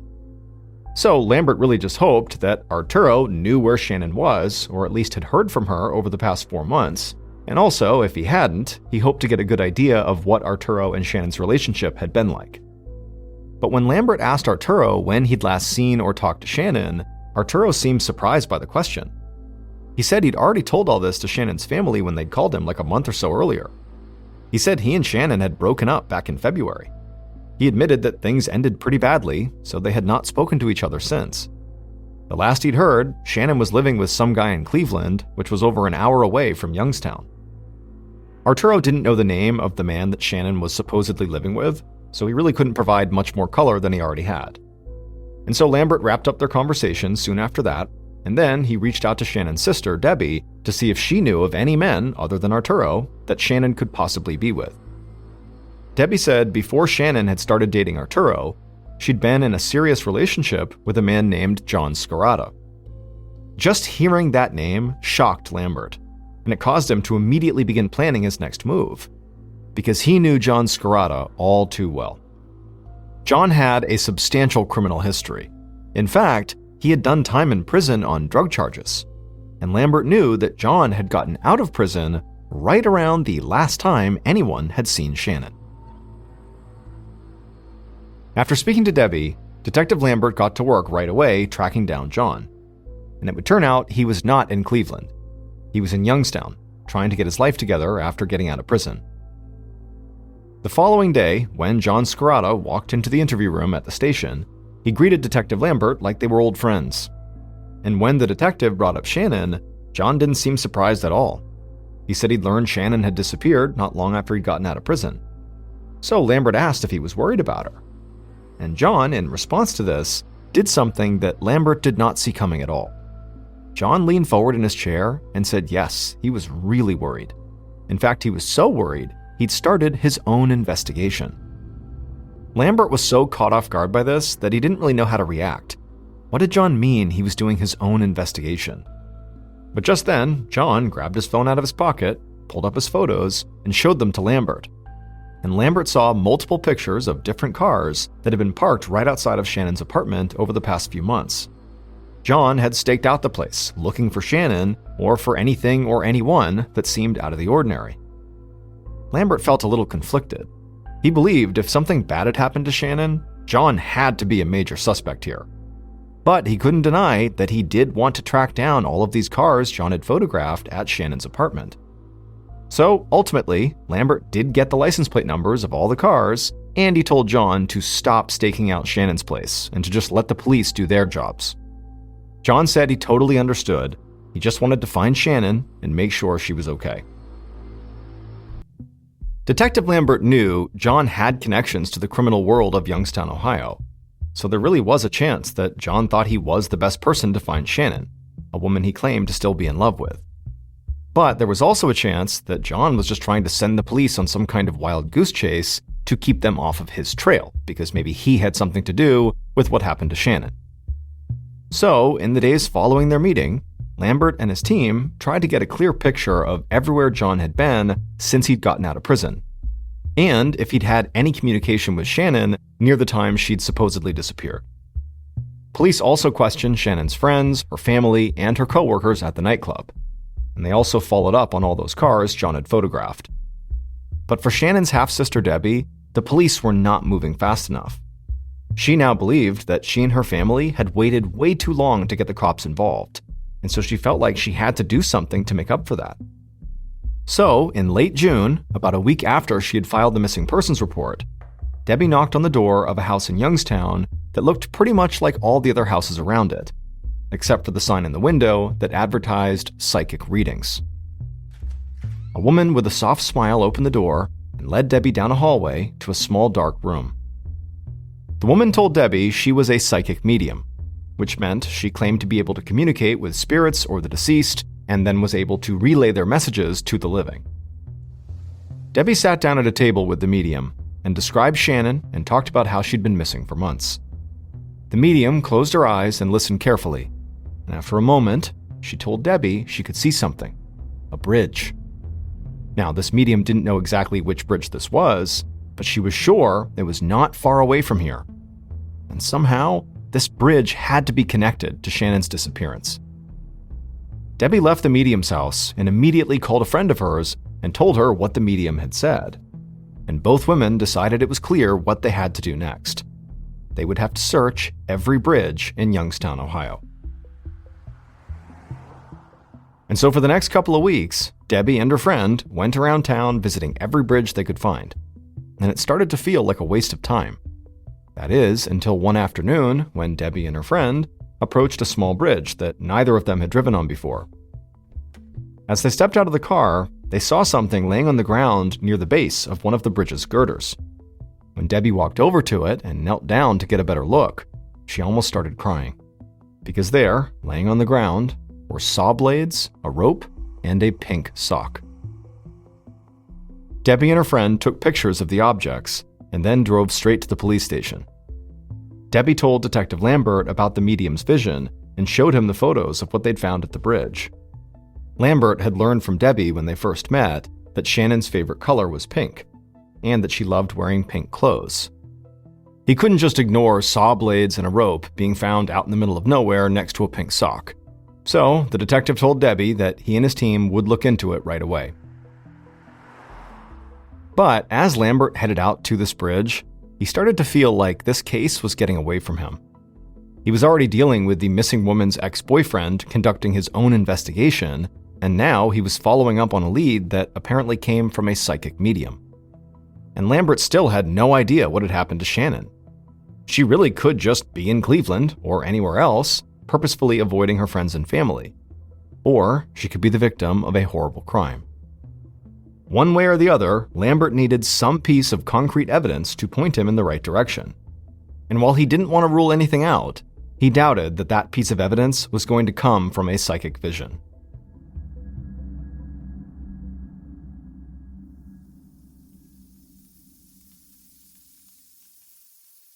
About a month later, on the afternoon of July 29th, a woman was making Italian food at her house in a small town just a few miles from Youngstown. As she cooked, she looked down at the food she was making, and suddenly she got mad at herself. She realized she didn't have enough meat to make the meatballs she was planning to serve with this meal. She thought about taking a quick trip to the grocery store, but then she remembered something. So she called out to her husband in the next room and told him to keep an eye on the stove. She left the kitchen and walked down a set of old wooden steps into the basement. She passed by their washer and dryer and walked over to a white, rectangle-shaped chest freezer that was standing up against the wall. Now, this woman knew there was meat inside this freezer, and she could use it to make her meatballs. But there was a problem. The freezer had a padlock on it. But the woman was undeterred. She grabbed a nearby screwdriver off a work table and used it to pry the entire metal latch that the lock was connected to off the freezer. And so now, with the freezer unlocked, the woman opened it up, and immediately she began to scream.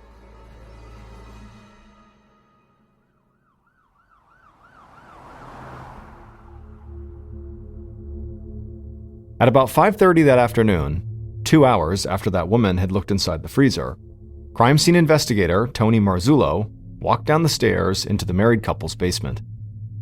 Marzullo worked out of Youngstown, but he helped in the surrounding smaller towns when he was needed. And today, he'd gotten one of the strangest calls he'd ever received from police dispatch in one of those smaller towns. Marzullo put on his gloves and approached the freezer. The freezer door was still open, and he could see inside of the freezer was an orange plastic bucket with trash bags sticking out of it. Marzullo got closer and leaned over the freezer and looked inside of that bucket. And the instant he did, he reflexively put his hand over his mouth and tried to collect himself. Even the call from dispatch had not prepared him for this. Because in the bucket, Marzullo was looking at the top half of a frozen, severed human head. Marzullo looked down deeper into the freezer, and he saw the entire thing was basically filled with trash bags. And as he pulled out each of these bags and looked inside of them, he found human legs, human arms, and human hands. Marzullo had no idea who the victim was, But instinctively, he grabbed his phone and called Detective Lambert. Later that evening, Detective Lambert stood in the basement with Marzullo and a group of police officers and forensic technicians. Like Lambert had expected, the psychic vision and the objects found at that bridge had not given him any new leads in Shannon's case, and neither had any of the interviews Lambert had conducted to this point. Basically, the case had stalled. He had no idea where Shannon was or what happened to her. But now, as he stood over the freezer, he had a sinking feeling that the body he was looking at could be hers. Now, they would need to run some tests to officially identify the body, but Marzullo was very confident they could do that quickly. Forensic techs would allow the severed hands they'd found to defrost. Then they would use a saline solution to rehydrate the fingers on those hands, which would allow them to pull clean fingerprints. While Lambert waited for those results, he interviewed the married couple who lived at the house to try to figure out how a dismembered body had wound up in their basement. The couple proved to be extremely cooperative. They said that freezer was not theirs. A friend had asked to store it in their house because the electricity in his house had been cut off, and he didn't want the meat in the freezer to go bad. When their friend had brought it over, they did think it was odd that the freezer had a padlock on it, but they'd assumed the freezer door just didn't stay shut on its own, so their friend must have locked it just to make sure the meat inside stayed frozen. The woman went on to tell Lambert that the only reason she had broken into the freezer is because she really wanted to make meatballs. Lambert thought the story was definitely strange, but none of it sounded untrue. So he asked who was this friend who gave them the freezer. They said his name was Anthony Gonzalez, but he was trying to become a hip-hop star, so sometimes he went by the name Tony G. That night, Lambert began his search for Anthony Gonzalez, aka Tony G. But despite it seeming like a pretty common name, he could not find a single Anthony Gonzalez living in Youngstown. And before Lambert could expand his search for Anthony to nearby towns, he got a call from Marzullo. Marzullo told him the lab had successfully pulled fingerprints from the now defrosted hands they'd found, and they were able to officially identify the victim. The body in the freezer was Shannon Graves. Now that police had finally found Shannon's body, and this had become a homicide investigation, news of the grisly discovery in the basement spread across Youngstown. And in the days following the discovery, Detective Lambert got an unexpected visitor at the station. Shannon's ex-boyfriend, John, had returned. John had heard about Shannon's body, and he admitted right off the bat to Detective Lambert that despite what he'd promised him, he said he had not actually given up his own investigation into Shannon's case. And in fact, now he had discovered something huge. John heard from a friend of his about a house party that had taken place a few months earlier. And at this house party, a man named Andrew Herman had been burning some of Shannon's stuff in a huge bonfire. With help from John, Detective Lambert and several other investigators found their way to the house where this party had taken place. And as soon as they got out of their cars, they could see the remnants of a bonfire in the front yard. There was a big pit filled with ashes and big pieces of wood around it that looked like they'd been used for seating. Lambert and a crime scene investigator walked across the dying grass in the front yard. They put on their gloves and began sifting through the large pile of ashes. And they found what looked like charred clothing and some burned pieces of plastic. But to their utter shock, it looked like one object had survived the fire and remained almost perfectly preserved.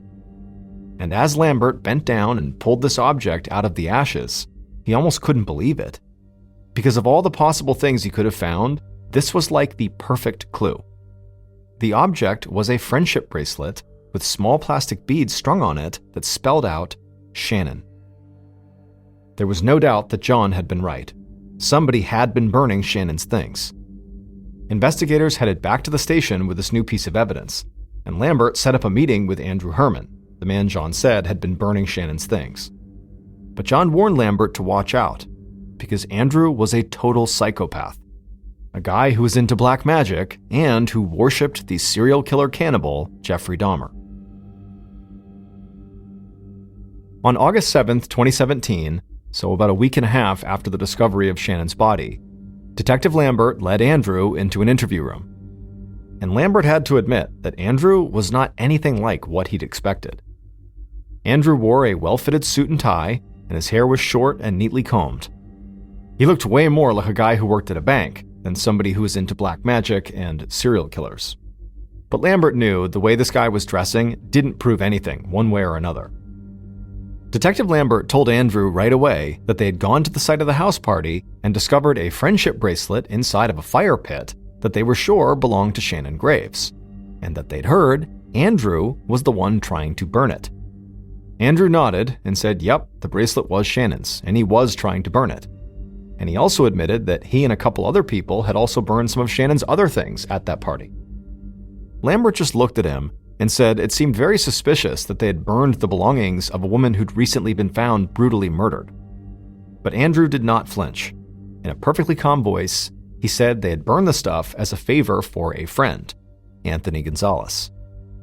Now, Detective Lambert did not react to what he was hearing, but inside, after hearing that name, he felt like he was about to lock up this investigation.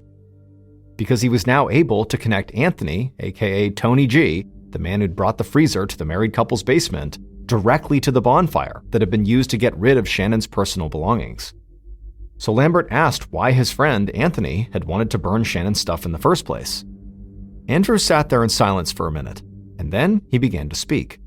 And when he did, without ever losing his cool, he told a story that was even gorier and more disturbing than any story Detective Lambert had ever heard in his life. And by the time Andrew stopped telling this story, Lambert knew exactly what had happened to Shannon Graves. The killer walked through Shannon's apartment, breathing heavily and clutching a hammer in their hand. They could hear the shower running, so they headed for the bathroom. Once there, they opened the door and stepped inside. Shannon shouted something and pulled back the shower curtain, but before she could even figure out what was happening, the killer raised the hammer and slammed it into the top of her head. Shannon's body collapsed in the shower, and blood began to run into the drain. As for the killer, they continued to swing the hammer over and over again into Shannon's head. Her body twitched and then eventually stopped moving. She was dead in the shower. The killer turned off the water and just stood there for a second, staring down at what they'd done. And for the first time, they realized that killing Shannon was actually just the beginning.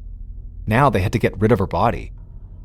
The killer rushed to the kitchen, found trash bags, and came right back. They opened up a bathroom cabinet, grabbed an electric razor, and turned it on. Then they leaned into the shower and shaved Shannon's head, believing this would help disguise her identity. When they were finished, the killer put the razor back, opened one of the trash bags, and awkwardly pulled Shannon's body out of the shower onto the bathroom floor. They tried to stuff Shannon into the trash bag, but quickly realized that was never going to work. So they tried to wrap the trash bag around her, but that failed too. The bag just wasn't big enough. The killer started to panic. They knew they had not thought this through. So they grabbed their phone and called their girlfriend. A few minutes later, there was a knock at the door.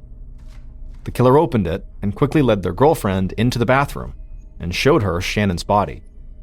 The girlfriend did her best to stay calm.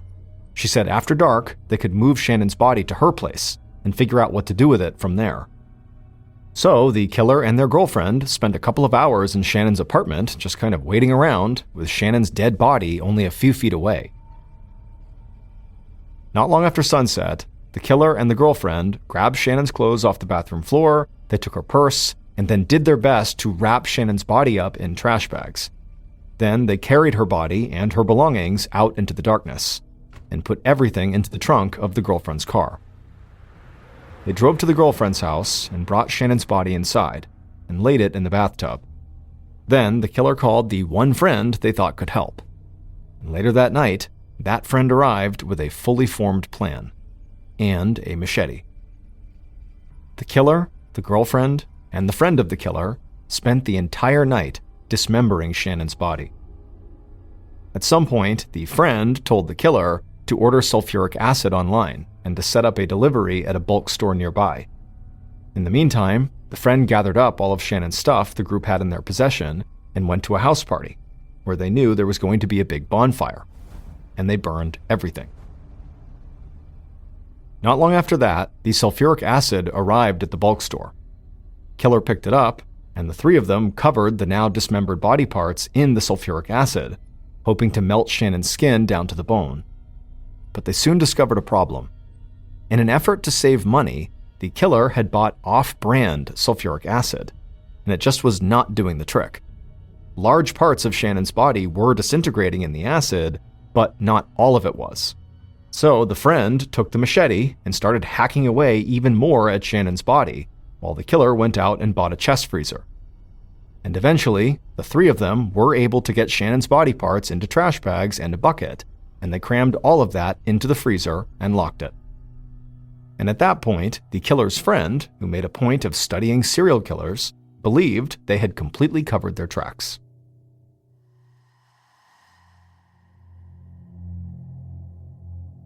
Andrew Herman, the man who supposedly worshipped Jeffrey Dahmer, oversaw the disposal of Shannon's body and her belongings.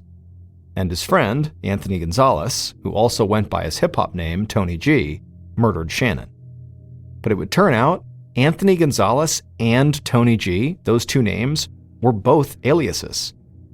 Anthony, aka Tony G, was actually Shannon's boyfriend, Arturo Novoa. On the night that he and Shannon had fought and he stormed out, Arturo did not leave for good. Instead, he came back, grabbed a hammer, and killed Shannon. But Arturo had not thought the murder through. So after it was done, he called his other girlfriend, the woman who Shannon had seen him hanging around with at the nightclub, for help. This girlfriend, who knew Arturo by his alias, Anthony Gonzalez, was very devoted to him and was willing to do whatever it took to protect him, which is why she was willing to help dispose of Shannon's body. Police had considered Arturo a suspect, and when they interviewed him after the missing persons report was filed, Arturo worried they would start closing in. So he had taken the freezer with Shannon's body in it to the house of a married couple he knew. He told them he had no electricity at his place and asked them to store the freezer so the meat wouldn't go bad, and they agreed. After the discovery of Shannon's body in their basement, police had begun to look for Anthony Gonzalez, which the married couple believed was their friend's real name who owned the freezer. But it was when the couple showed the police a picture of Anthony that the police knew they were onto something, because they could tell the photo was not of Anthony. The photo was of Arturo. And finally, Shannon's ex-boyfriend, John, who had his own investigation, helped Detective Lambert solidify his case. When John led Lambert to the remnants of the bonfire and Shannon's friendship bracelet, it allowed Lambert to bring in Andrew for questioning, because that's who John said was burning all the stuff.